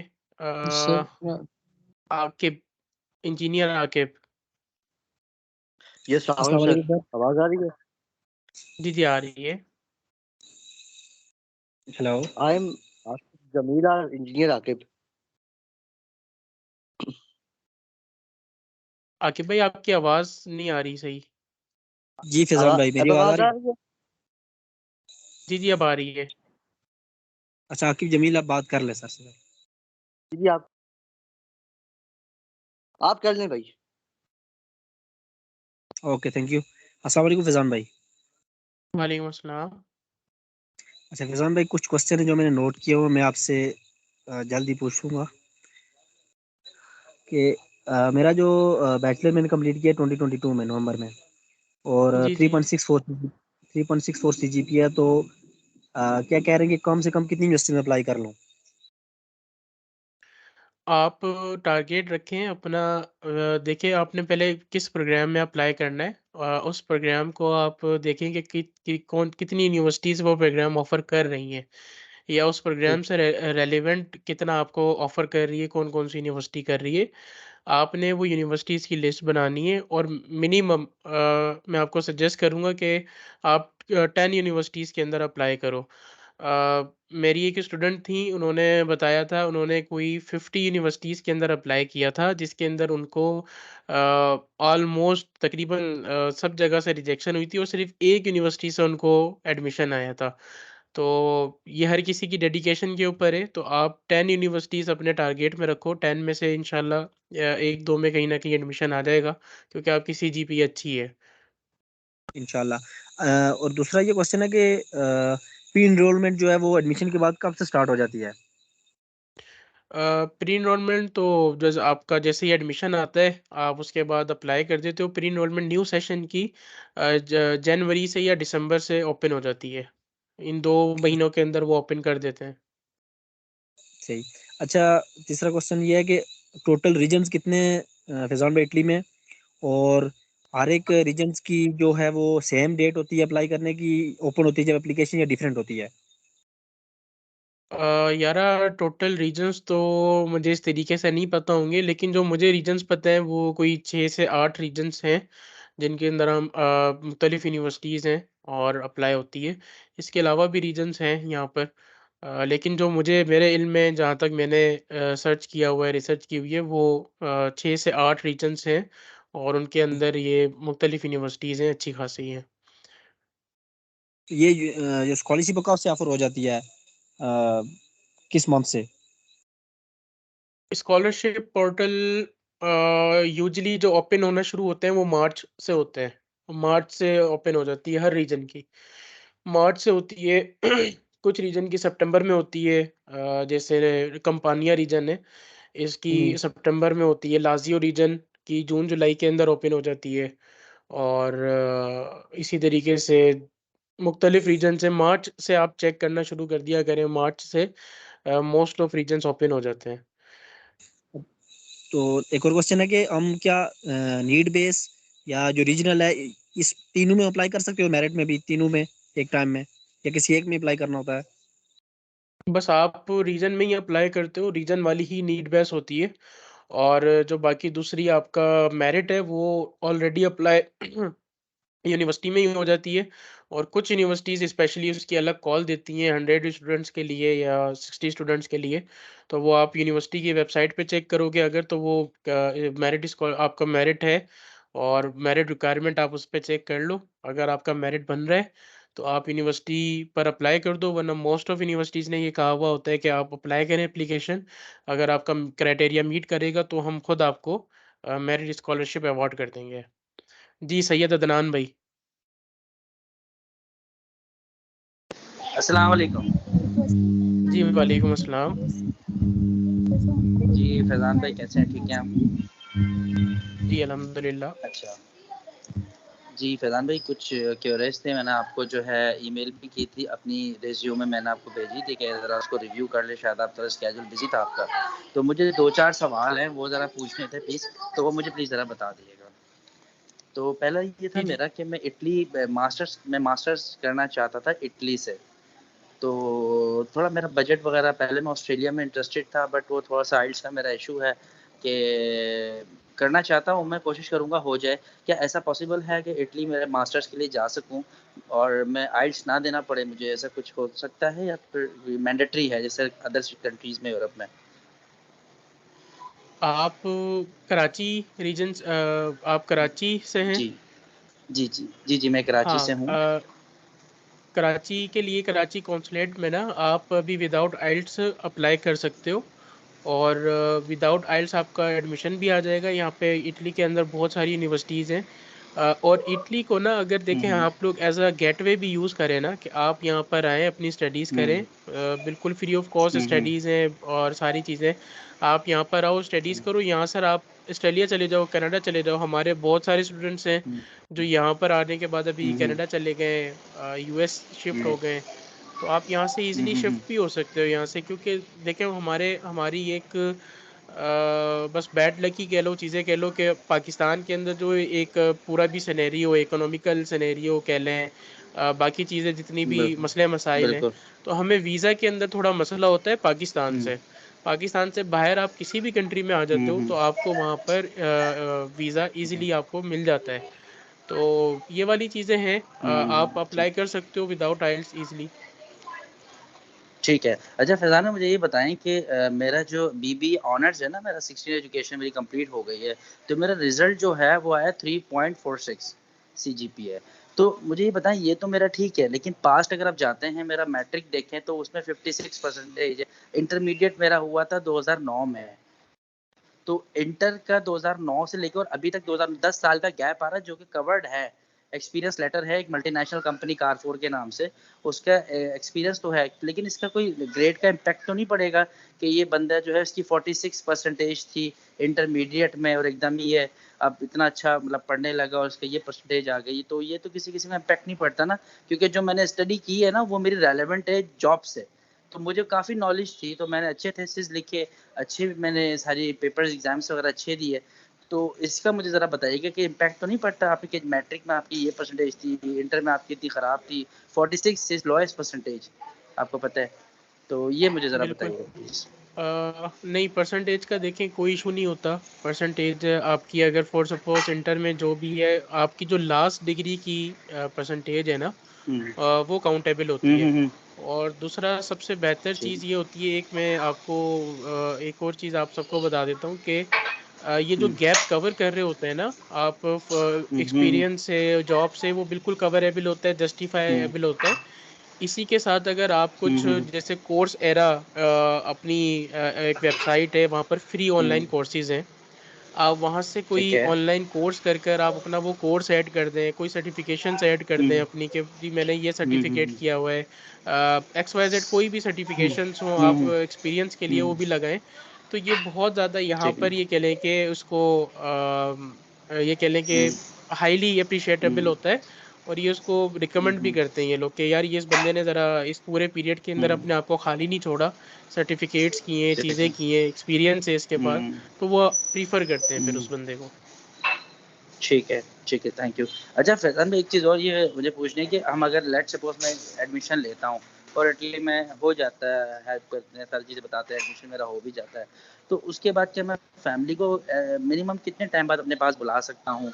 क्या कोई ऐसा सर्टेन अमाउंट है, कोई सफिशिएंट फंड है जो मुझे शो करवाना पड़ेगा पाकिस्तान का या अपनी मिसेस के अकाउंट का, या मुझे ब्लॉग अकाउंट के अंदर पैसे शो करवाने पड़ेंगे, या कोई ऐसी, मैंने जितनी मेरी नॉलेज है मैं थोड़ा वो करके बता रहा हूँ कि उसमें अगर कुछ मैं गलत कह रहा हूँ तो प्लीज़ बताइएगा, कि इनको एक बड़ा घर दिखाना पड़ता है कि नहीं हमें रख सकता हूँ अपनी फैमिली को एज ए स्टूडेंट यहाँ पे अच्छे से सेटल हूँ, और या बैंक स्टेटमेंट स्ट्रॉन्ग दिखाना पड़ता है, तो थोड़ा सा मुझे बताइए कि माशाल्लाह मेरे 4 बच्चे हैं और मिसेज हैं, तो मैं नहीं चाहता मेरे पीछे सफ़र करे वो लोग, तो मैं चाहता हूँ उनको अपने साथ ले जाऊँ या बाद में 3-4 महीने बाद अपने पास ही बुला लूँ, तो थोड़ा इसमें मुझे गाइड कर दीजिए प्लीज़। इसमें अदनान भाई यहाँ पर जो इटली का पूरा फ्रेमवर्क है वो ऐसा है कि स्पाउस वीज़ा ये लोग नहीं देते, सिर्फ PhD स्टूडेंट वालों को देते हैं, मास्टर स्टूडेंट्स पे स्पाउस वीज़ा नहीं देते। स्पाउस वीज़ा के लिए आपको यही होता है कि आप यहाँ पर आते हो, यहाँ पर आने के बाद आपको एक अपना घर रेंट करना होता है, और वो उस घर की कुछ ठीक है। रिक्वायरमेंट्स होती हैं। फॉर सपोज जैसे आपने कहा मेरे 4 बच्चे हैं, तो यहाँ पर अगर आप अकेले हो और आपकी वाइफ आ रही है तो 45 स्क्वायर मीटर का घर इनफ होता है। लेकिन अगर आपके ठीक है। 4 बच्चे साथ हैं तो वो 65 स्क्वायर किलोमीटर का आप घर लोगे, और उसके बाद फिर आपने कुछ फंड्स शो करने होंगे सर्टेन, वो फंड्स आपकी फॉर 8,100 यूरो आपका पर्सनल होगा, 8,100 ठीक है। यूरो आपकी वाइफ का होगा, और फिर आपके जितने ठीक। भी चाइल्ड्स होंगे उनके फिर आधा अमाउंट इसका 4,250 ये ऐड अच्छा। होता रहेगा। तो इस अच्छा, तरीके से चाइल्ड आपको ये मेरे जो है सारा ना वो अमाउंट अंडर अंडर 8 है, अंडर 6 है, तो उसके लिए कुछ है लिवरेज? अंडर 6 हैं चारों बच्चे। बिल्कुल ये अंडर 6 आपको अमाउंट यही शो करना होगा, क्योंकि वो ज़ाहिर है ये यहाँ पर जितनी भी स्पेसिफिकेशंस हैं वो पूरी करनी होती हैं, तो ये अमाउंट आपको यही शो करना होगा। हाँ बाकी इसके बाद आप फिर आप ना माइक अदनान भाई अगर ऑफ कर दें। जी। हाँ, तो अमाउंट आपको यही शो करना होगा, और इसके अंदर आप इजीली अपना ये कह लें कि फिर आप अपनी फैमिली को मूव कर सकते हो इजीली इस सारी रिक्वायरमेंट्स के साथ। वो फिर यहाँ पर एक थोड़ा प्रोसेस है, अप्लाई करते हो, नूला उस्ता एक होता है, नो ऑब्जेक्शन सर्टिफिकेट उसको कहते हैं, वो आपका आता है, देन आप फैमिली को भेजते हो, उसके ऊपर वीज़ा इशू होता है। तो ये थोड़ा सा प्रोसेस है वो फॉलो करना होता है, अच्छा। मास्टर्स पे स्पाउस वीज़ा नहीं है। जी जी जी। सर मैंने अच्छा, क्वेश्चन एक चीज़ और ही मुझे बताइएगा कि जी जी मैं समझ गया, बिल्कुल मैं एक चीज़ समझ गई, मुझे बताइएगा कि जैसे मैं अपनी फैमिली को बुलाता हूँ, ठीक है, लेट्स सपोज मैं अपनी फैमिली को बुलाना चाहता हूँ, तो उसके लिए जो आपने किलोमीटर वो सॉरी मुझे जो रिक्वायरमेंट बता रही स्क्वायर मीटर की, वो कितना घर था मिनिमम, कितने स्क्वायर मीटर का होना चाहिए वो? 65। 65 स्क्वायर मीटर का होना चाहिए। अच्छा, इसका रेंट नॉर्मली कितना रेंट होता है मंथली, अगर मैं यूरो की बात करूँ, या वीकली आप बता देंगे तो आइडियली कितना होना चाहिए रेंट इसका? देखें ये डिपेंड करता है पूरा सिटीज़ के ऊपर। अगर आप किसी विलेज साइड हो तो वहाँ पर आपको मिनिमम 400-500 का मिल जाएगा। अगर आप विलेज साइड से बाहर हो, सिटी साइड पर हो, किसी मेट्रोपॉलिटन सिटी में हो, वहाँ पर आपको यही सेम घर आपको 1500 का 1200 का ऐसे मिलेगा यूरो। तो ये है, मुख्तलिफ है, हर रीजन का अपना है।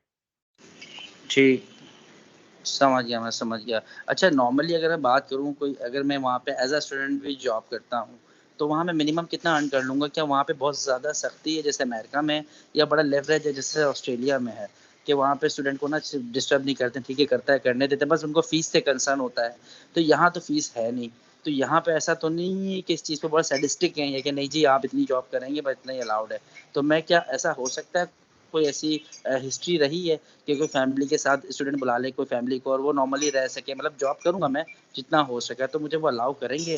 क्या मैं बेयर कर सकता हूँ अपनी फैमिली को वहाँ पे? थोड़ा आपकी एडवाइस चाहिए थी।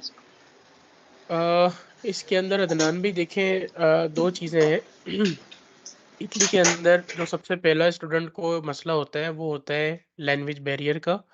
यहाँ पर लैंग्वेज बैरियर है पूरे यूरोप में। अगर आप किसी भी कंट्री में जाओगे, जर्मनी में जाओगे वहाँ पर आपको जर्मन बोलनी होगी, स्विट्ज़रलैंड में जाओगे वहाँ पे आपको स्वीडिश बोलनी होगी, फ्रांस में जाओगे फ्रेंच आपको बोलनी होगी। इटली के अंदर आप हो तो आपको यहाँ पे इटालियन बोलनी होगी। अब आप इस चीज़ को इस तरीके से समझें कि अगर आप कराची से या पंजाब से इंटीरियर सिंध में जाते हैं, अंदर आप जब फॉर सपोज़ लाड़काना और इस साइड जाते हो, तो वहाँ पर आपको बेसिक सिंधी आपको ज़रूर बोलनी होगी। या पंजाब साइड में आप किसी पंजाब विलेज साइड जाते हो, तो आपको वहाँ पंजाबी ज़रूर बोलनी होगी। और वहाँ पे रोज़मर्रा की जो ज़िंदगी इवन मेट्रोपॉलिटन सिटीज़ में भी होगी, वहाँ पर आपको वहाँ की लैंग्वेज ज़रूर चाहिए होगी। तो सेम इसी तरीके से यहाँ पर इटली के अंदर आपको चीज़ें करने के लिए इटालियन आपको आना ज़रूरी होती है। वो ये कह लें कि आप 1-2 महीने, 3 महीने थोड़ा-सा कंसंट्रेशन के साथ चीज़ें करते हैं, तो आपको बिल्कुल इटालियन आपको आना शुरू हो जाती है, समझ आ जाती है। आप उसके बाद काम कर सकते हैं। अच्छा, आप काम की रिस्ट्रिक्शंस के हवाले से जो चीज़ें काम की रिस्ट्रिक्शंस यहाँ पर इतनी नहीं है। आप यहाँ पे काम कर सकते हो, आप 12 आवर्स यहाँ पे काम कर सकते हो, कोई मसला नहीं है। और वो भी डिपेंड करता है वो काम आपकी जॉब ऑफ नेचर के ऊपर। जो यहाँ पर मोस्टली स्टूडेंट्स कर रहे होते हैं, फूड डिलीवरी करते हैं और फूड डिलीवरी के अंदर इतने बना लेते हैं कि वो अपना रेंट और खाना-पीना निकाल कर सेविंग्स कर लेते हैं। लाइक €800, €1000, €1200 इस स्केल के ऊपर रहते हैं। बाकी और जॉब्स होती हैं वहाँ पर, कहीं वेटर हो गए, कहीं पे क्लीनिंग की हो गई जॉब और कहीं स्टोर के अंदर हो गई। तो ये मुख्तलिफ जगह जहाँ पे भी होती है, आपका जो वेज है वो 1200 1500 के अंदर। 1500 ये बड़ी अच्छी वेज होती है, लेकिन इसके अंदर ही होती है। 1200 800 तक ही आपकी होती है वेज। तो उसके अंदर आप डिपेंड करता है आपके खर्चों पर, आप कर सकते हो। ठीक है। अच्छा फैज़ान भाई, मेरा बेसिकली बैकग्राउंड कारफोर से, जो फ्रांस बेस्ड है ना कारफोर, तो मुझे 9 ईयर का एक्सपीरियंस है। क्या मेरा पाकिस्तान कारफोर का एक्सपीरियंस को वहाँ पे कंसिडर करेंगे? जैसे कि वहाँ जर्मनी, इटली में TJX नाम का बहुत बड़ा ब्रांड है, और इवन दो कि मेरा वहाँ से इंटरव्यू भी हो चुका है, ईमेल वगैरह पे सारी कॉरेस्पॉन्डेंस हुई थी, बट वो आपकी बात 100% राइट है, वो लैंग्वेज बैरियर की वजह से वहाँ से मुझे ऑफ़र नहीं की उन्होंने।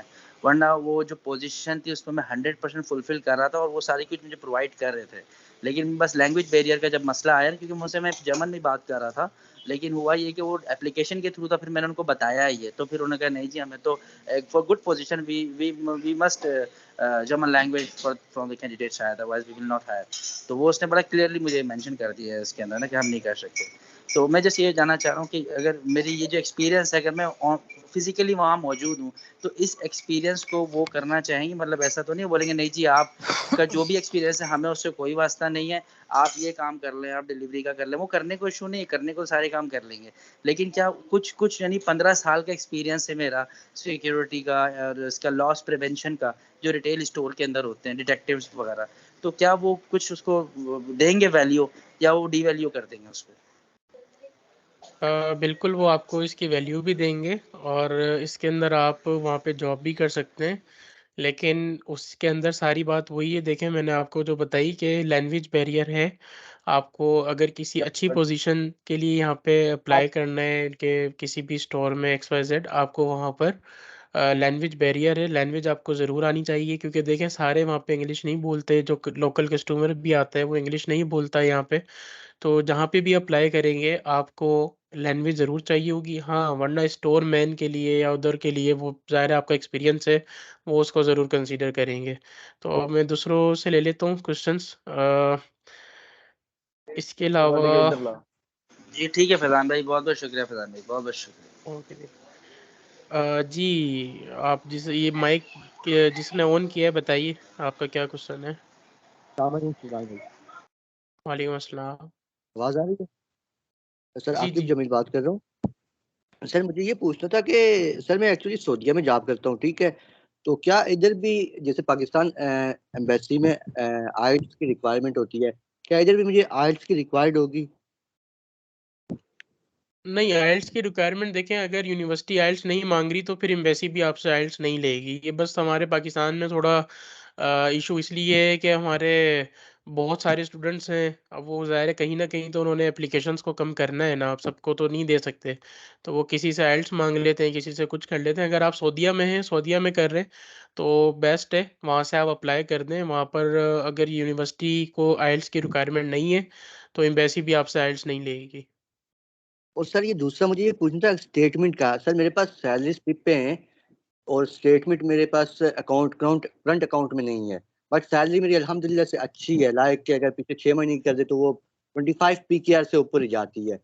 तो एज अ सैलरी स्लिप पे मेरा हो सकता है, एज अ करंट अकाउंट मेरे पास इन केस 10 से 12 लाख हो तो? नहीं, आपको ना इनकी स्टेटमेंट लाजमी शो करनी होगी। आपको स्टेटमेंट दिखानी होगी उन्हें ना। क्लोजिंग बैलेंस जो मैंने शुरू में बात की थी कि आपकी बैंक स्टेटमेंट का जो क्लोजिंग बैलेंस है वो 25 PKR होना चाहिए, या यूरो के अंदर 8,100 यूरो होना चाहिए। ठीक है। और सर वन मोर थिंग के एज अ स्टूडेंट हम जाते हैं अगर नीड बेस्ड स्कॉलरशिप पे, तो हम जॉब भी कर सकते हैं और यूनिवर्सिटी भी कुछ पे करती है। तो क्या जॉब वगैरह करके तो हम कैसी अर्निंग कर सकते हैं और यूनिवर्सिटी जो पे करती है वो भी? जी जी, आप जॉब कर सकते हैं। जॉब वाला देखें, मैंने अभी अदनान भाई को भी यही वाला आंसर दिया है, ब्रदर अदनान को। तो बस क्वेश्चन प्रिसाइज अगर करेंगे तो देखिए दूसरों को भी मौका मिलेगा। बहुत सारे मैं भी देख रहा हूँ यहाँ पे वो हैं, कोई हाथ उन्होंने रेस किया हुआ है। तो बस उसके अंदर ये कि जॉब आप कर सकते हो। ओके फैजान भाई, जॉब के थैंक यू सो हवाले मच फॉर से, योर टाइम। ओके, हाँ, थैंक यू। जॉब के हवाले से आप जॉब कर सकते हो। और लैंग्वेज बैरियर है,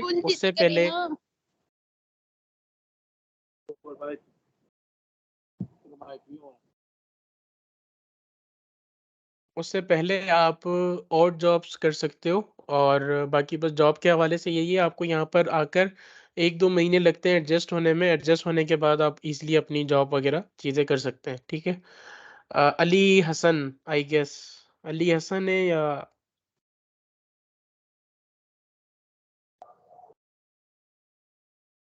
हमजा सवाती? अस्सलाम वालेकुम। अस्सलाम वालेकुम जी जी सर। अली, जी जी अली। भाई मेरा सवाल तो नहीं है, लेकिन मैं एक बात कहना चाहता हूँ सबको कि शॉर्ट कोर्स के हवाले से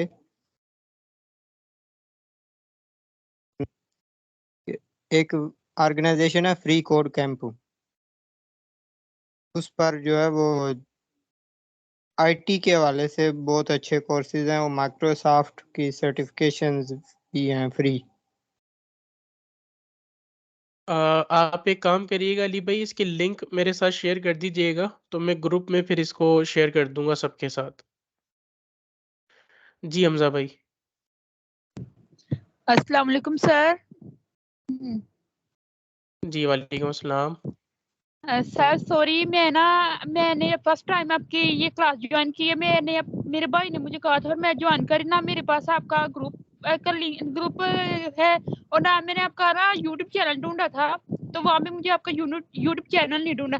प्लीज अगेन आप अपना यूट्यूब से चैनल मुझे बता सकते ताकि मैं ग्रुप ज्वाइन कर लो और मुझे इंफॉर्मेशन भी लेनी है काफी सारी। मैं आपको यूट्यूब का भी लिंक दे देता हूँ और फेसबुक ग्रुप का भी लिंक दे देता हूँ चैट के अंदर, आप अभी चेक कर लें ज़रा। Okay sir. अस्सलाम वालेकुम। अच्छा फैजान भाई, एक छोटा सवाल पूछना था। अटेस्टेशन जैसे आपने बताया कि तो एचएससी की अटेस्टेशन होती है जो कि आपकी ट्रांसक्रिप्ट डिग्री वगैरह जाके अटेस्ट हो जाती है। तो इसमें डॉक्यूमेंट्स एक तो मुझे बताएगा कि सारे अटेस्ट होंगे अगर मास्टर्स के लिए करना है, और इसके अलावा कोई और अटेस्टेशन है एचएससी के अलावा? नहीं, एचएससी के अलावा डॉक्यूमेंट्स की कोई अटेस्टेशन नहीं है। एचएससी के बाद बस आपने अपने जितने भी एजुकेशन डॉक्यूमेंट्स हैं वो मोफा से करवाने हैं, और दैट्स इट। अच्छा, मोफा का थोड़ा सा बताएंगे, मोफा और एचएससी इज डिफरेंट या? क्या उसका मोफा एचएससी तो आपका होता है कि फॉर सपोज जैसे आपने मैट्रिक इंटर जो है जिस बोर्ड से किया हुआ है like Sukkur board, Karachi board, Punjab board, KPK board, जिस बोर्ड से जी भी आपने किया होगा वहाँ से आप करवाएंगे और वही आपको आईबीसीसी करके देंगे, इक्विवेलेंसी निकाल कर देते हैं। आईबीसीसी होती है आपकी डॉक्यूमेंट्स की, मैट्रिक और इंटर की। उसके बाद आप जाते हैं अपना जो डिग्री आपकी अगर बैचलर्स की है वो लेकर एचएससी। एचएससी पे आप अपना पहले ऑनलाइन ई पोर्टल बनता है, वहाँ पर अपना पोर्टल बनाते हो, अपने डॉक्यूमेंट्स को वहाँ पे सारा पेस्ट करते हो, उसके अपलोड करते हो। वो फिर आपको एक डेट इशू करते हैं। उस डेट के ऊपर आप विया कोरियर भी कर सकते हो और आप वॉक इन पे भी जा सकते हो। आप उनके ऑफिस जाकर भी डॉक्यूमेंट्स अपने अटैच करा सकते हो और विया कोरियर भी आप टीसीएस के ज़रिए भी करा सकते हो। और उसके बाद वो आपको जब अटैच करके वापस भेजते हैं, एचएससी का जब आपके डॉक्यूमेंट्स अटैच्ड हो जाते हैं, फिर आप ये सारे डॉक्यूमेंट्स मैट्रिक, इंटर और अपना एचएससी की डिग्री आपकी बैचलर्स की, ये आप सारे लेके जाते हैं MOFA, ministry of foreign affairs. आप पाकिस्तान से ठीक है बाहर किसी भी कंट्री में अप्लाई करेंगे, कहीं पे भी आपको मोफा की नीड होती है। आप अपने डॉक्यूमेंट्स की फिर वहाँ से मोफा करवाएंगे, वो एक क्यूआर कोड लगा कर देते हैं सारे डॉक्यूमेंट्स पे, वो मोफा होती है बस। सर ये ठीक आईबीसीसी से करवाने होते हैं सर, आईबीसीसी से डॉक्यूमेंट्स वेरीफाई करवाने होते हैं। जी जी, आईबीसीसी से भी होता है। पर इन लास्ट 10 मोफा से करवाने होते हैं। जी, आखिर में फिर आप मोफा करवाते हैं। सर एक क्वेश्चन था आपसे सर। सर ये स्टडी प्लान और रिसर्च में सर क्या डिफरेंस होता है? स्टडी प्लान और रिसर्च में सर, रिसर्च प्लान पे सर प्रपोजल रिसर्च प्लान जो तो देखें आप, रिसर्च प्रपोजल तो आपका वो होता है जहाँ पर आप अपनी सारी जिस चीज़ के अंदर रिसर्च कर रहे हो, ठीक है, कि जिस टॉपिक पे आप रिसर्च कर रहे हो, आप अपना रिसर्च प्रपोजल बना रहे हो, रिसर्च चीज़ें कर रहे हो। स्टडी प्लान आपका ये होता है कि आप के जितने भी सब्जेक्ट्स होते हैं, चीज़ें होती हैं, आपने किस किस सब्जेक्ट को अपना टारगेट किया हुआ है, आपके पीछे कौन सी मेजर सब्जेक्ट्स रहे, ये आपका स्टडी प्लान होता है। जो आपसे स्टडी प्लान मांगते हैं ना यूनिवर्सिटी वाले, वो ये होता है कि आपने अपना सारा बताना होता है कि आपने फर्स्ट ईयर में कौन सी कोर्सेज पढ़े, सेकंड ईयर में कौन सा पढ़े, थर्ड ईयर में कौन सा पढ़े, सिलेबस इसको कह लें आप, और उसके अंदर आपका मेजर्स क्या है, ये आपके स्टडी प्लान आप उनको शो करते हो। और तो क्या sir? Yes, thank you sir. Okay जी। हमजा भाई आपका भी हो गया? No sir. जी जी बताएं। अस्सलाम वालेकुम सर। वालेकुम अस्सलाम। हाँ सर, मैंने जो है ना 2022 में एफएससी क्लियर किया है और तकरीबन उसी वक्त से मैं सर स्कॉलरशिप ढूंढ रहा हूँ, लेकिन स्कॉलरशिप नहीं मिल रहा है। तो अभी जो है ना मैंने ये ग्रुप ज्वाइन किया, तो इटाली के बारे में सर मुझे आप बताएं कि बस मैंने सर अपने डॉक्यूमेंट्स भी प्रिपेयर किया है, स्टडी प्लान और हंगरी का स्कॉलरशिप थी ना एसएचएस, तो उसमें एक साल नॉमिनेट नहीं हुआ। और सर अभी जो है ना ये इटाली के बारे में अगर हो सके तो सर बिल्कुल बेसिक से मुझे गाइड करें कि मैं क्या क्या करूँ। अभी जो है ना मैंने पेन और पेज हाथ में लिया है और आप जो है ना मुझे जैसे गाइड करेंगे मैं जो है ना वो स्टेप बाय स्टेप लिखूंगा। अच्छा देखो हमजा, इसके अंदर ना एक चीज़ मैंने अभी चैट, अगर आप अभी चेक करोगे ना चैट पे, मैंने अपना चैनल का लिंक दिया हुआ है और ग्रुप का भी लिंक है। तो चैनल के ऊपर ना मैंने वीडियो बनाई हुई है कि आपके रिक्वायर्ड डॉक्यूमेंट्स कौन से डॉक्यूमेंट्स। तो ज़ाहिर है अभी आपने कहा कि अगर आपने हंगरी के लिए किया है तो डॉक्यूमेंट्स आपके पास होंगे। अब आपने करना क्या है, आपने जस्ट यूनिवर्सिटी सर्च करनी है। यूनिवर्सिटी पोर्टल पे जाओ, यूनिवर्सिटी पोर्टल पे चेक करो कि आपने कहाँ पर अप्लाई करना है। यूनिवर्सिटी का पोर्टल जो है वो मैं आपके साथ अभी यहीं शेयर कर देता हूँ, ठीक है। तो आपने जस्ट आपने वो वहाँ पर जाके चेक करना है कि आप उधर ही बिल्कुल फ्रंट पर ही आपको बॉक्स दिख जाएगा, वहाँ पर आप अपनी डिज़ायर्ड जो भी यूनिवर्सिटी है वो जाके आप चेक करो कि आपने कौन सा कोर्स करना है, किस यूनिवर्सिटी से करना है। 10-15 यूनिवर्सिटी शॉर्टलिस्ट करो और उसके बाद उनकी डेडलाइन चेक करो। डेडलाइन 1 अक्टूबर से शुरू हो जाएगी, ठीक है। 1 अक्टूबर से यूनिवर्सिटीज़ अपनी डेडलाइन ओपन करना शुरू हो जाएंगी। आप अपनी वो शॉर्टलिस्ट करके यूनिवर्सिटीज़ आप अपनी उसके ऊपर चेक करना शुरू कर दो कि किसकी डेडलाइन कब ओपन हो रही है, और उसके बाद अब अपने उस पोर्टल पे जाके जस्ट अप्लाई करो और बाकी तो आपकी परसेंटेज कितनी है? 86। बस बेस्ट है ये तो, बिल्कुल आपका इजीली वहाँ पर यूनिवर्सिटी सर्च करो। कुछ यूनिवर्सिटीज़ मैं आपको बता देता हूँ। यूनिवर्सिटी ऑफ सपिएंजा है, यूनिवर्सिटी ऑफ कैसिनो है, यूनिवर्सिटी ऑफ मिलानो है और यूनिवर्सिटी ऑफ बेरगामो है। इसी तरीके से जो एक नेम ली यूनिवर्सिटी, यूनिवर्सिटी ऑफ सियाना है। सियाना के अंदर हमारे बहुत पाकिस्तानी स्टूडेंट्स हैं। तो ये 5-6 यूनिवर्सिटीज़ तो मैंने अभी बता दिया आपको, बाकी आप खुद भी सर्च करो। तो उसके अंदर डेडलाइन चेक करो और उसके बाद अप्लाई करो। ये मैंने सर चैट के अंदर आप लोग चेक करो, वहाँ पर मैंने यूनिवर्सिटी का लिंक भी दे दिया है और चैनल और ग्रुप का भी लिंक है। अ, ठीक है। और अच्छा इस ये जिस यूनिवर्सिटी में लोग अप्लाई करते हैं ना, वो उससे रिकमेंडेशन लेटर प्रोफेसर से लेना पड़ते हैं। नहीं, नहीं, ये प्रोफ़ेसर बेस्ड यहाँ पर नहीं है। ये चाइना के लिए होता है, प्रोफ़ेसर से लेना होता है, लेकिन यहाँ पर नहीं है। इस रिकमेंडेशन लेटर आपको अपनी यूनिवर्सिटी से लेना होता है, अपने किसी प्रोफ़ेसर से, या आप अगर कॉलेज में हैं तो अपने किसी सर से आप ले लेते हो। सर वो 2 तो है मेरे पास। हाँ, बस वही चाहिए होता है। और सर मैंने आर्ट्स नहीं किया है, तो आर्ट्स की कोई रिक्वायरमेंट? आइल्स का बस वो जो रिक्वायरमेंट मैंने आपको बताई है ना आइल्स की, कि आप कर सकते हो इंग्लिश लैंग्वेज सर्टिफिकेट पे कर लो, या डियोलिंगो आप दे दो, या पीटीई दे दो, या इंग्लिश लैंग्वेज चर्ट सर्टिफिकेट जो होता है इंग्लिश का वो दे दो। कोई भी आप दे सकते हो इंग्लिश का, बस उनको इंटरनेशनल सर्टिफिकेट चाहिए होता है।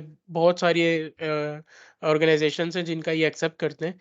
तो मुझे तो चंद का ही नाम पता है, लेकिन आप और सर्च करो कोई और भी इजी हो। डियोलिंगो इस टाइम सबसे ज़्यादा इजीएस्ट है इन सारे सर्टिफिकेट्स में। ऑनलाइन टेस्ट है इसका और आप अपने घर से बैठ के दे सकते हो। इतनी ज़्यादा हार्ड इसकी नहीं है चीज़ें। ग्रामर है, सारी चीज़ें आप दे सकते हो इजीली। और डियोलिंगो पॉकेट फ्रेंडली भी है। 15,000 का है। तो मैं आपको सजेस्ट करूंगा कि डियोलिंगो दे दो, और नहीं तो फिर आप आइल्स की प्रॉपर तैयारी करके आइल्स का दे दो।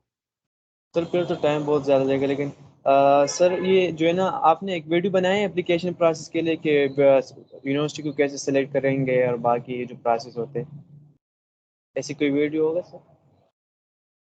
मैंने असल में यूनिवर्सिटी का जो पोर्टल है वो चेंज हो गया है, तो पहले हमने बनाई थी इसके ऊपर एक वीडियो, वो अपलोड इसलिए नहीं की थी कि यूनिवर्सिटी का पोर्टल चेंज हुआ है। तो इसकी इंशाल्लाह अपकमिंग फ्राइडे को वीडियो आ जाएगी चैनल पे ना, तो आप वो चेक कर लीजिएगा। सर व्हाट्सएप ग्रुप में जो है ना आप फिर शेयर करें, इंशाल्लाह हम देखेंगे। ओके, मैं शेयर करता हूँ। Okay sir, thank you. Thank you. इसके अलावा अगर चलिए किसी का मास्टर क्वेश्चन है तो बस हम वाइंड अप सर करेंगे मास्टर अपना विद इन 20 मिनट्स। तो बस आप जल्दी जल्दी जिसका है क्वेश्चन प्रिसाइज करके, जो रिपीटेशन क्वेश्चन है ना, रिपीट वाले क्वेश्चन ना करें, प्रिसाइज क्वेश्चन करें जो भी है। ओके सर, जी एक अस्सलाम क्वेश्चन। वालेकुम सर। जी सर, मेरा क्वेश्चन ये था कि ये जो हम स्टेटमेंट ऑफ पर्पस एसओपीज वगैरह लिखते हैं, तो इसको हम किस तरह अपनी एसओपीज वगैरह को इम्प्रूव कर सकते हैं कि एक बेटर वे में जो ऑथेंटिक हो, जो टीचर को अट्रैक्टिव भी लगे। ठीक है, और क्या चीज़ इसमें मैटर करती है कि हम क्या चीज़ इसमें ऐड करें जिससे वो अट्रैक्टिव लगे। देखें, यूनिवर्सिटी पर जो आप अप्लाई करते हैं ना, तो वहाँ पर आपको एसओपी नहीं चाहिए होती, वहाँ पर आपको चाहिए होता है एमओटी, मोटिवेशनल लेटर। ठीक है।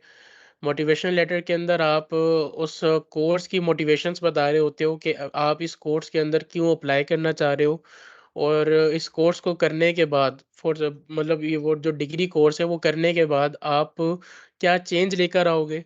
आप फॉर सपोज आप उनको ये बता रहे हो कि जी मैं बिजनेस फील्ड से हूँ या एक्स वाई जेड, मैं इस वजह से ये करना चाह रहा हूँ, मैं इस करने के साथ-साथ मैं इसको ये इम्प्रूव करूँगा इस फ़ील्ड के अंदर, और मैं इसके अंदर ये चेंज लेकर आऊँगा एक्स, वाई, ज़ेड। जो भी आपकी मोटिवेशंस है, डेडिकेशंस हैं, आप वो उसके अंदर लिखते हो। ठीक हो गया। जो एसओपी होती है आप वीज़ा के लिए एम्बेसी में जमा कराते हो, स्टेटमेंट ऑफ पर्पज़, कि आप क्यों जा रहे हो। आप उसके अंदर सारी चीज़ बताते हो कि मैं इस वजह से जा रहा हूँ और मेरी इंटरेस्ट यहाँ पर क्यों हुआ इस कोर्स के अंदर, और ये कोर्स करने के बाद पाकिस्तान में क्या जॉब अपॉर्चुनिटीज़ हैं, ये चीज़ आपको लाज़मी मेंशन करनी होती है स्टेटमेंट ऑफ पर्पस में कि ये फॉर सपोज़ मास्टर्स डिग्री करने के बाद या बैचलर्स डिग्री करने के बाद पाकिस्तान में इसका क्या स्कोप है और पाकिस्तान में मुझे अस्सलाम इस वालेकुम सर, बेसिस वॉइस पर बहुत स्लो है। अभी सही आ रही है? सर ठीक आ रही है जी सही आवाज। आ रही है। सर तो हैंड फ्री अगर उस यूज करेंगे तो सही आएगी। सर ठीक आ रही है आवाज तो उस बेसिस पर आप ये कह लें कि स्टेटमेंट ऑफ पर्पस पर आप ये उनको ज़रूर बताते हैं कि ये कोर्स करने के बाद मेरा पाकिस्तान में ये स्कोप है और मुझे फॉर सपोज अभी मैं जॉब कर रहा हूँ तो मेरी उस जॉब के अंदर भी इंक्रीमेंट हो जाएगा और मैं अच्छी पोजीशन पे काम करूँगा और अपने कंट्री को सर्व कर सकता हूँ अच्छे तरीके से और इस फील्ड के अंदर चेंज ला सकता हूँ। तो ये स्टेटमेंट ऑफ पर्पस में आपने ये चीज़ें ऐड करनी होती हैं स्टेप बाय स्टेप, आपके एजुकेशन बैकग्राउंड, आपकी फैमिली बैकग्राउंड और कोर्स इंटरेस्ट आपका क्या है, ये सारी चीज़ें आप इसके अंदर करते हो। स्टेटमेंट ऑफ पर्पस जो मेरा अपना है वो मैं ग्रुप में शेयर कर दूंगा, आप लोग वो चेक कर लेना, तो उससे भी आपको एक आइडिया हो जाएगा कि किस तरीके से स्टेटमेंट ऑफ पर्पस को आप बना सकते हो प्रिसाइज करके। और मोटिवेशन लेटर तो मैंने आपको बताया कि मोटिवेशन लेटर के अंदर आप टू द पॉइंट आप बात करते हो कोर्स के हवाले से कि मेरी ये मोटिवेशन है, इस मोटिवेशन से मैं ये कोर्स करना चाह रहा हूँ और ये कोर्स करने के बाद मैं क्या आगे रिसर्च करूँगा, मास्टर्स के अंदर या पीएचडी के अंदर एक्स वाई जेड, आप वो कुछ भी मोटिवेशन से डेडिकेशन जो भी आपके आप लिख सकते हो। जी सर, एक चीज और के लेट्स सपोज के हमारा यूनिवर्सिटी वगैरह की तरफ से और टीचर की तरफ से एक्सेप्टेंस लेटर वगैरह आ जाता है या एडमिशन वगैरह हो जाता है, तो एम्बेसी में जो हमारा इंटरव्यू वगैरह होना होता है वो हमें डेट ही नहीं अपॉइंट करते कि इस डेट को आपका होगा, लेट बहुत कर देते हैं। लेकिन उधर हमारा एडमिशन हो चुका होता है, तो इसके लिए क्या है, कोई इस तरह का कोई तरीकाकार है जिससे वो हमें जल्दी लेट डेट अपॉइंट कर दें कि जी आप कर सकते हैं? यार पहले इसके अंदर था मतलब आप यूनिवर्सिटी को ईमेल करते थे और चीज़ें वगैरह उसके अंदर ये कह लें कि हो जाती थी चीज़, यूनिवर्सिटी एम्बेसी को ईमेल करती थी और अपॉइंटमेंट थोड़ा जल्दी मिल जाती थी, लेकिन अब ऐसा नहीं है क्योंकि वो यूनिवर्सिटी ने क्लियरली, सब यूनिवर्सिटीज़ ने क्लियरली कह दिया है कि वो एम्बेसी को कोई ईमेल नहीं करेंगी क्योंकि अब स्टूडेंट बहुत ज़्यादा हो गए हैं ना। और इसके अलावा बस एम्बेसी के साथ आप जो कोऑर्डिनेशन है वो यही रह सकती है कि मैंने आज ग्रुप में भी बताया था कि एडमिशन आने के बाद जिस भी कौंसलेट या एम्बेसी से आप हो, इस्लामाबाद एम्बेसी से हो या कराची कौंसलेट से, तो आपने ईमेल करनी है 9 टू 12 के दरमियान, क्योंकि एम्बेसी टाइमिंग 9 टू 12 होती है, इसी के दरमियान आपने ईमेल करनी है और आपने कोई 4 से 5 दफ़ा लाइक 3 टू 4 टाइम्स आपने ईमेल करनी है पर डे और वो भी मुख्तलिफ टाइम्स में, लाइक आप अगर कोई एक 9 बजे कर रहे हो तो एक 9:30 बजे कर दो या 9:45 पे, दूसरी आप 10 पर और 10:30 पे, इस तरीके से आपने 4 ईमेल्स करनी है 12 बजे तक। तो विद इन अ वीक और विद इन अ 15 डेज़ आपको अपॉइंटमेंट मिल जाएगी श्योरली, क्योंकि इनका इनबॉक्स भर जाता है, ये इनबॉक्स सारा डिलीट कर देते हैं। तो आप मुख्तलिफ टाइम्स में अगर करोगे तो मुख्तलिफ टाइम में कोई ना कोई ईमेल इनके पास आ जाएगी और अपॉइंटमेंट आपको मिल जाती है।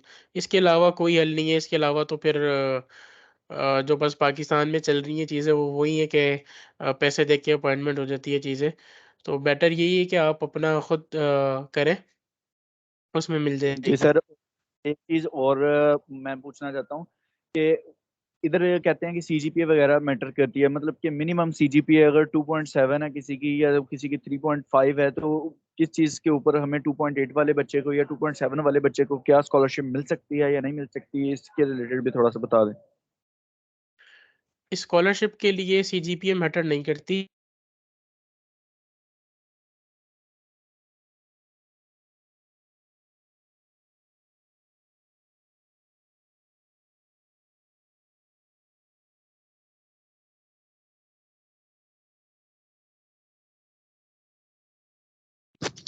अस्सलाम वालेकुम क्लास, क्या आपको सर के यूट्यूब चैनल का नेम पता है? मैं काफी कोशिश कर रही हूँ लेकिन मुझे मिल नहीं रहा, प्लीज बस मुझे नेम ही बता दे उसका।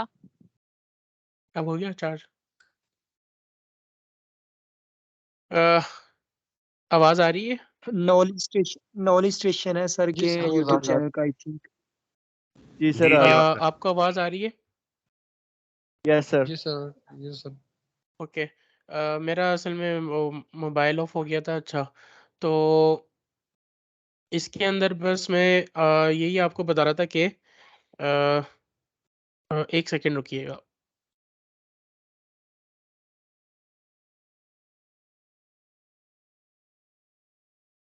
तो अपॉइंटमेंट के हवाले से बस मैं आपको यही बता रहा था कि अपॉइंटमेंट का और कोई भी वे नहीं है। अपॉइंटमेंट आपको इसी से ही मिलेगी बस।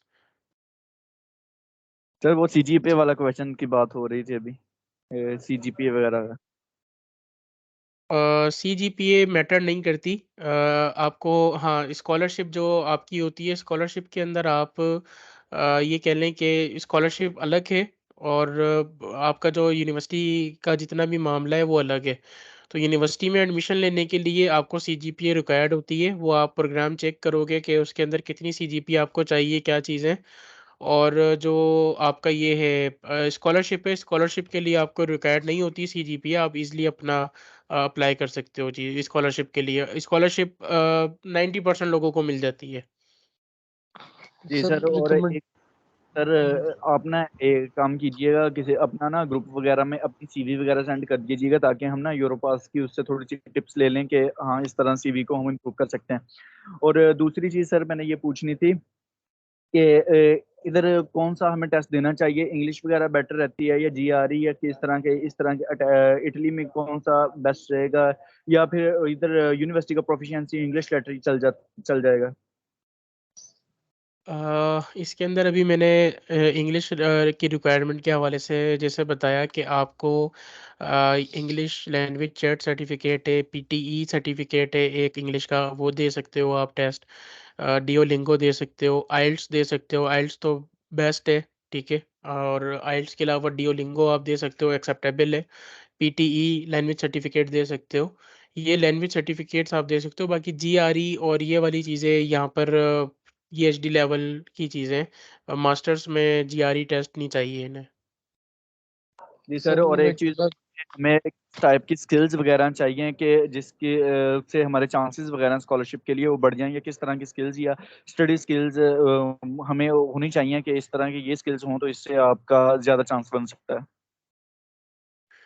स्टडी स्किल्स के अंदर आपका जितना ज़्यादा ये कह लें कि जो सर्टिफिकेट्स हैं ऑनलाइन आप अपने वो कर लें। आपके पास कंप्यूटर स्किल्स जितनी होंगी, एआई वर्ल्ड क्योंकि एआई की तरफ मूव हो रहा है बहुत फास्टली। तो जितना आपके पास एआई सर्टिफिकेशंस होंगी, एआई के ऊपर आप जितना काम करेंगे चीज़ें, तो वहाँ पर ये बहुत ज़्यादा एक्सेप्टेबल हैं चीज़ें। यहाँ पर इसको ये अप्रिशिएट करते हैं। और यहाँ पर हम सिर्फ पाकिस्तान के अंदर क्या करते हैं, हम डिग्री करके समझते हैं यार हमने बस अभी डिग्री कर ली है और बस डिग्री के बाद अब हमारा कुछ भी नहीं है ना। मतलब फॉर सपोज अब जॉब करेंगे, जॉब मिल जाएगी इजीली। डिग्री यहाँ पर इतनी मैटर नहीं करती। मैं अभी थोड़ा सा एक्सपीरियंस अपना शेयर करता हूँ। मैं यहाँ पर इरास्मस कुछ प्रोजेक्ट्स होते हैं, मैं उन प्रोजेक्ट्स पे गया था 15 डेज़ के लिए और 10 डेज़ के लिए, मुख्तलिफ डेज़ के होते हैं। तो मुख्तलिफ कंट्रीज़ में होते हैं। पुर्तगाल में गया था, स्पेन गया था और फ्रांस गया था। तो इस तरीके से मैं जितने भी प्रोजेक्ट्स पे गया हूँ अभी तक, मुझे कोई भी वहाँ पर ऐसा पार्टिसिपेंट नहीं मिला यूरोपियन जो डिग्री कर रहा हो। मतलब बहुत कम मुझे वहाँ पर पार्टिसिपेंट्स मिले जिनकी जो डिग्री कर रहे थे यूरोपियन। वरना मोस्ट ऑफ स्टूडेंट्स वो क्या डिप्लोमा कर रहे हैं, सर्टिफिकेशंस कर रहे हैं और उसके बाद वो अपनी फील्ड्स के अंदर काम कर रहे हैं। इवन यहाँ पर भी हम जब जाते हैं यहाँ पर इनके गवर्नमेंट ऑफिसेज के अंदर, तो वो भी बैचलर्स डिग्री के साथ नहीं बैठे हुए। वो बहुत कम मिनिमम उन्होंने सर्टिफिकेशंस की हुई हैं, चीज़ें की हुई हैं। तो प्रैक्टिकल वर्क आपका जितना अच्छा होगा, प्रैक्टिकल स्किल्स आपकी जितनी अच्छी होंगी और साथ में उस स्किल्स की नॉलेज के ऊपर कमांड आपकी जितनी अच्छी होगी। कमांड आपको कब आएगी जब आप उसको अच्छे से लेके चलोगे साथ, अच्छे से आप उसकी तैयारी करोगे। कमांड आपके पास होगी, आप उसको अप्लाई करो उसके साथ। आप देखो फिर आपको कोई इवन आपकी फिर सीजीपीए कम भी है ना मास्टर्स वालों की, या इवन बैचलर्स के लिए अगर आप कम वो परसेंटेज आपकी कम भी है, 60 है या 55 भी है, आपको देखो यूनिवर्सिटी एडमिशन ईजिली आपको देगी। क्योंकि आपके पास एक्सपीरियंस होगा, आपके पास सर्टिफिकेशंस होंगी और उन्हें पता होगा आपका जो ये नॉन एक्टिविटी वर्क्स होते हैं ना, जैसे आप ये कह लें कि एकेडमिक नॉन एकेडमिक वर्क जो होता है, आप उसका एक्सपीरियंस शो करें, आप वो दिखाएं कि या हमने इस प्रोग्राम के अंदर पार्टिसिपेट किया हुआ है एज अ ये, या एज अ पार्टिसिपेंट आपने ये लिया हुआ है, तो ये बहुत इफ़ेक्ट करती है आपकी प्रोफाइल के ऊपर। तो ये स्किल्स आपके पास हों, और स्पेसिफिक स्किल्स तो देखें मैं उस तरीके से नहीं बता सकता, क्योंकि हर किसी की फील्ड अपनी अलग है। कोई बिजनेस फील्ड से है, कोई कंप्यूटर फील्ड से होगा, किसी ने मैकेनिक्स फील्ड करनी होगी। आप जिस फील्ड से हो, जो आपका इंटरेस्ट है, आप उस फील्ड की स्किल्स और सर्टिफिकेशन करो और उसके बाद अप्लाई करो। आपको यहाँ पर बहुत प्रीफरेबल कर कर आपको लेंगे। तो सर अस्सलाम बेसिकली वालेकुम मैं सर, ना मेरा एक क्वेश्चन है। अस्सलाम वालेकुम सर। सर एक एक तो कर कर बस आप अगर एक कर कर बंद करें ना। जी सर, मेरा बस सर लास्ट क्वेश्चन है कि मैं ना basically university agriculture Faisalabad last year का स्टूडेंट हूँ, तो एग्रीकल्चर के रिलेटेड इटली में कौन सी यूनिवर्सिटीज हैं, तो कुछ आप रिकमेंड कर सकते हैं? एग्रीकल्चर से रिलेटेड यूनिवर्सिटी ऑफ कंपानिया है, यूनिवर्सिटी ऑफ फेडरिको है, यूनिवर्सिटी ऑफ सपिएंजा है, और भी यूनिवर्सिटीज़ हैं, यूनिवर्सिटी ऑफ बेरगामो भी है, और बाकी यूनिवर्सिटीज़ भी हैं। आप सर्च करो, यूनिवर्सिटी का पोर्टल मैंने चैट पे भी सेंड किया है, तो वो वहाँ पे जाके भी चेक करो आप। और बाकी ये जो यूनिवर्सिटीज़ मुझे याद हैं वो मैंने आपको बताई है। सर अस्सलाम अस्सलाम वालेकुम वालेकुम। सर। अस्सलाम वालेकुम सर।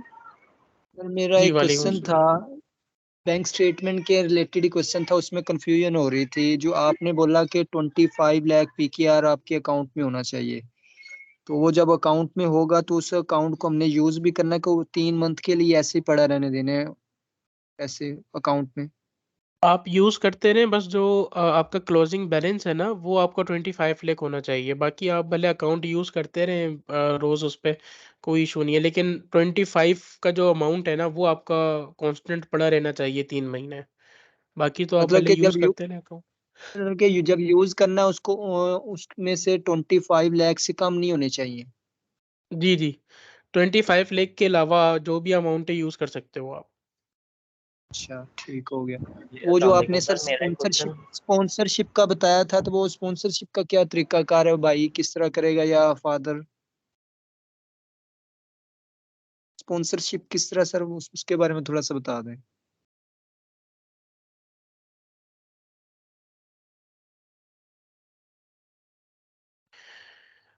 स्पॉन्सरशिप के हवाले से आप ज़ाहिर है, जब आप अपने अकाउंट में पैसा डलवाओगे ना, तो आपको स्पॉन्सर शो करना होता है कि कौन आपको स्पॉन्सर कर रहा है, आपका भाई स्पॉन्सर कर रहा है बड़ा, या आपके फादर कर रहे हैं।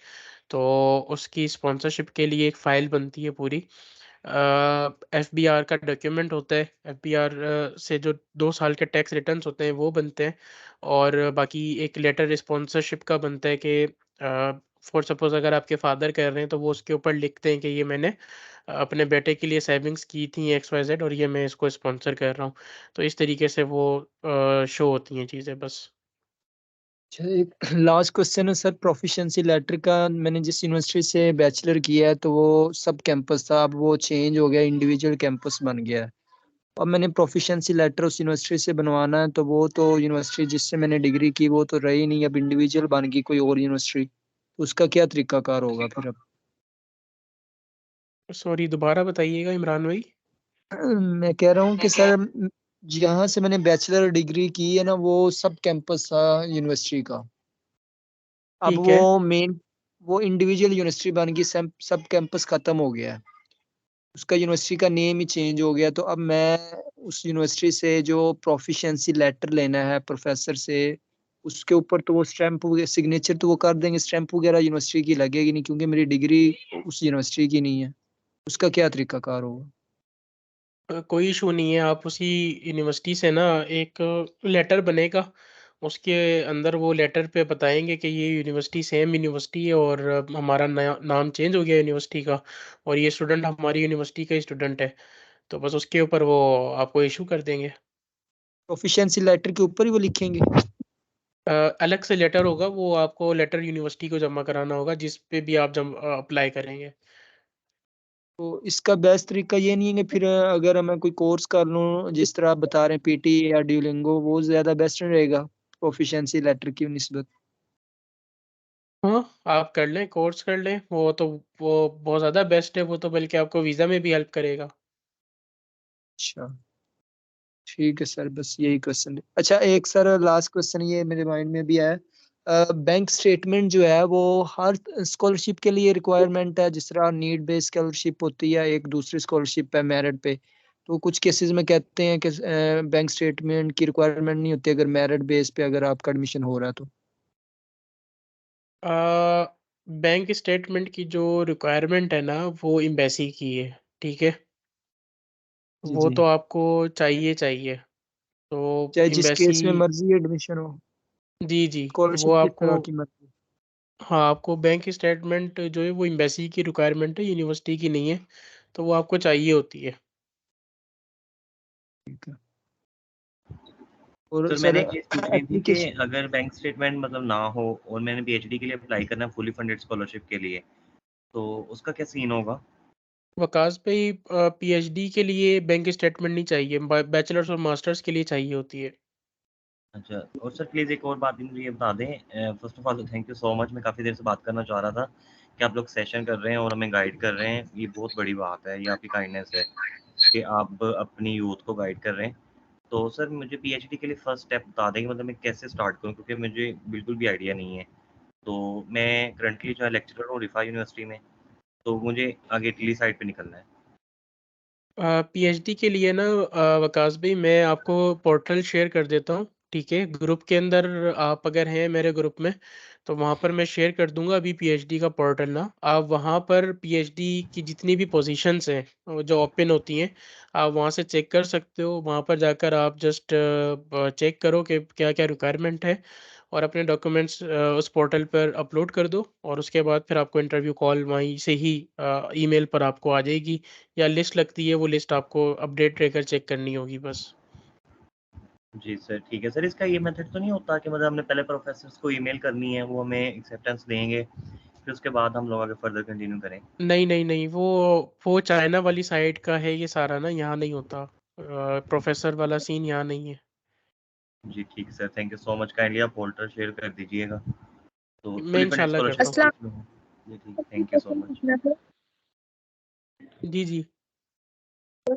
सर अगर हम बैचलर्स के लिए जा रहे हैं तो जैसे पाकिस्तान में रूल है कि हम ना अगर हमने एफएससी प्री मेडिकल किया तो हम आगे कंप्यूटर साइंस में एडमिशन ले सकते हैं, लेकिन अगर हमने प्री मेडिकल किया है तो हमें वहां पे अप्लाई करना है, तो हम ऐसा रूल है कि हम मतलब एड मैथ करना पड़ता है ना, अगर हम यहाँ पे कंप्यूटर साइंस में एडमिशन ले तो हमें वहां पे हम अप्लाई कर सकते हैं प्री मेडिकल के बाद किसी कंप्यूटर साइंस या आईटी के सब्जेक्ट के लिए? उसके लिए आपको एक चीज़ ये करनी होगी, इनका TOLC एक टेस्ट होता है, इंग्लिश टॉल्क के नाम से।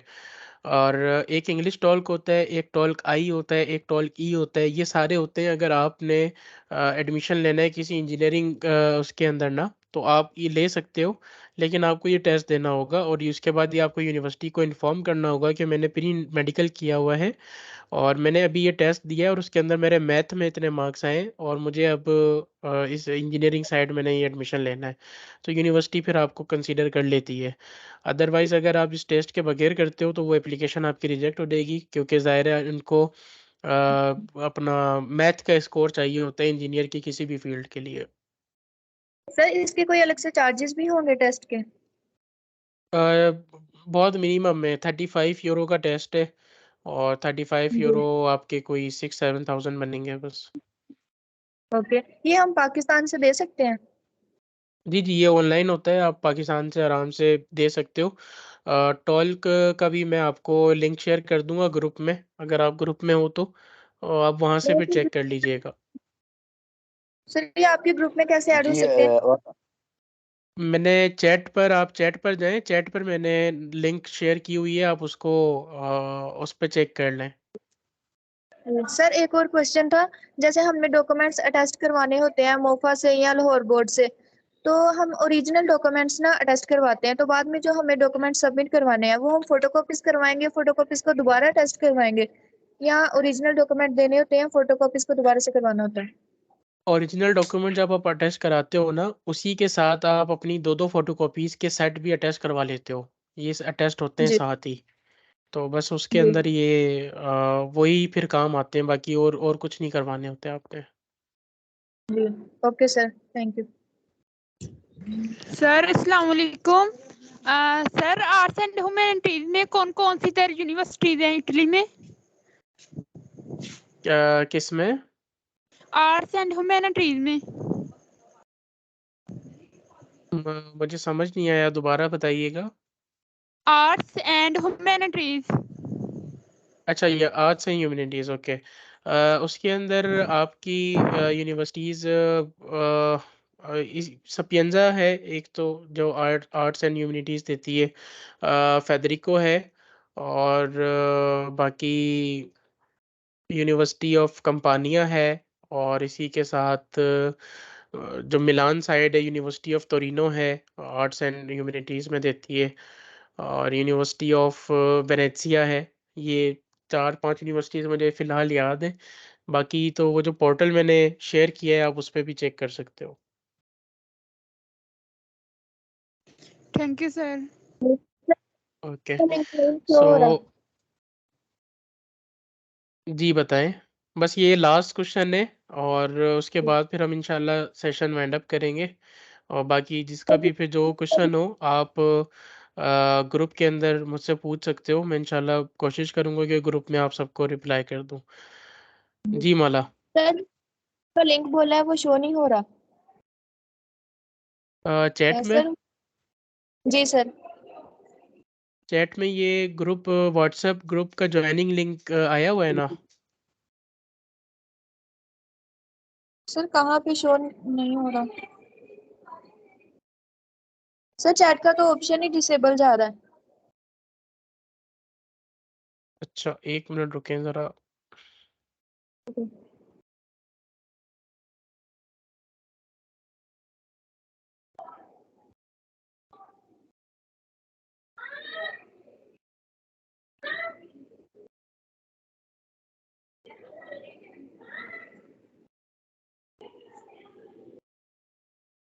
ये अगर कोई पार्टिसिपेंट है, उसके पास चैट का ऑप्शन आ रहा है, अगर वो मुझे बता दे। सर मेरे पास आ रहा है, क्या हम क्वेश्चन पोस्ट कर सकते हैं?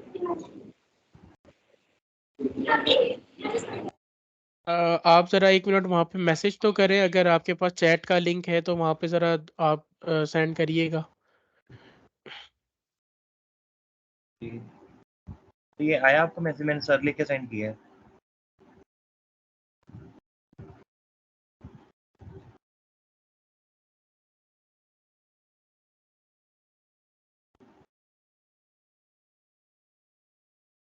सर आ रहा आपके पास? नहीं, मेरे पास तो नहीं आया अभी।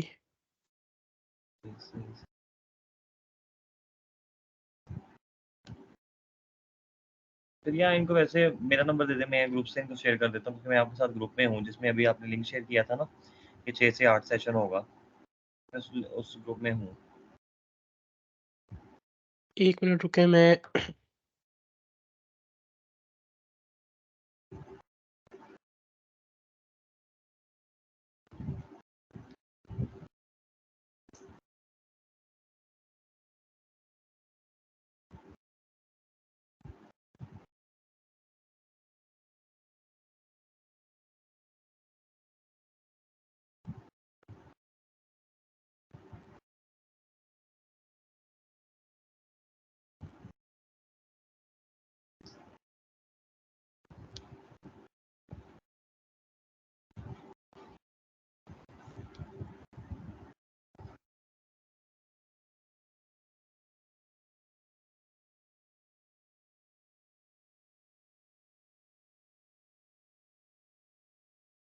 ठीक हो गया।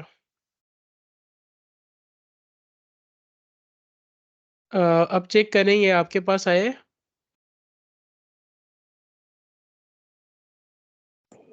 नो सर, चैट का ऑप्शन डिसेबल ही शो हो रहा है। ये आपके पास देखिए, एक आ रहा होगा क्वेश्चन एंड आंसर का ऑप्शन। एक मिनट जी सर। सर आ रहा है इस पर चेक करें, इस पर मैंने अभी लिंक भेजा है दोबारा। Okay sir. आपको मिल जाए तो फिर बताएं। ओके सर, एक मिनट।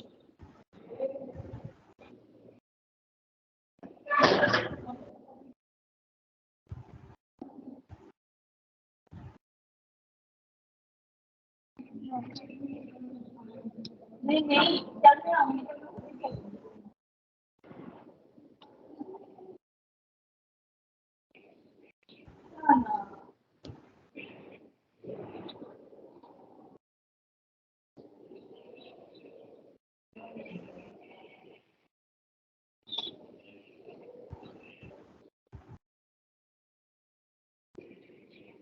सर आपको कितने जी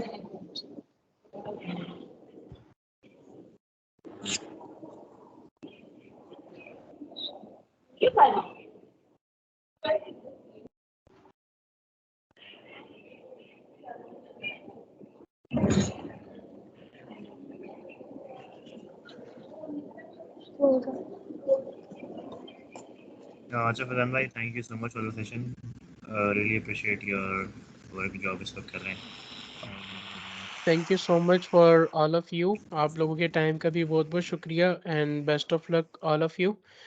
आप लोग अपनी एप्लीकेशंस पे काम करें और अपॉर्चुनिटीज़ हैं इसको ग्रैब करो और इंशाल्लाह अल्लाह ताला बाकी आप सबके लिए आसानियाँ करे। तो बस सेशन को वाइंड अप करते हैं, इंशाल्लाह नेक्स्ट सेशन के अंदर फिर मुलाकात होगी।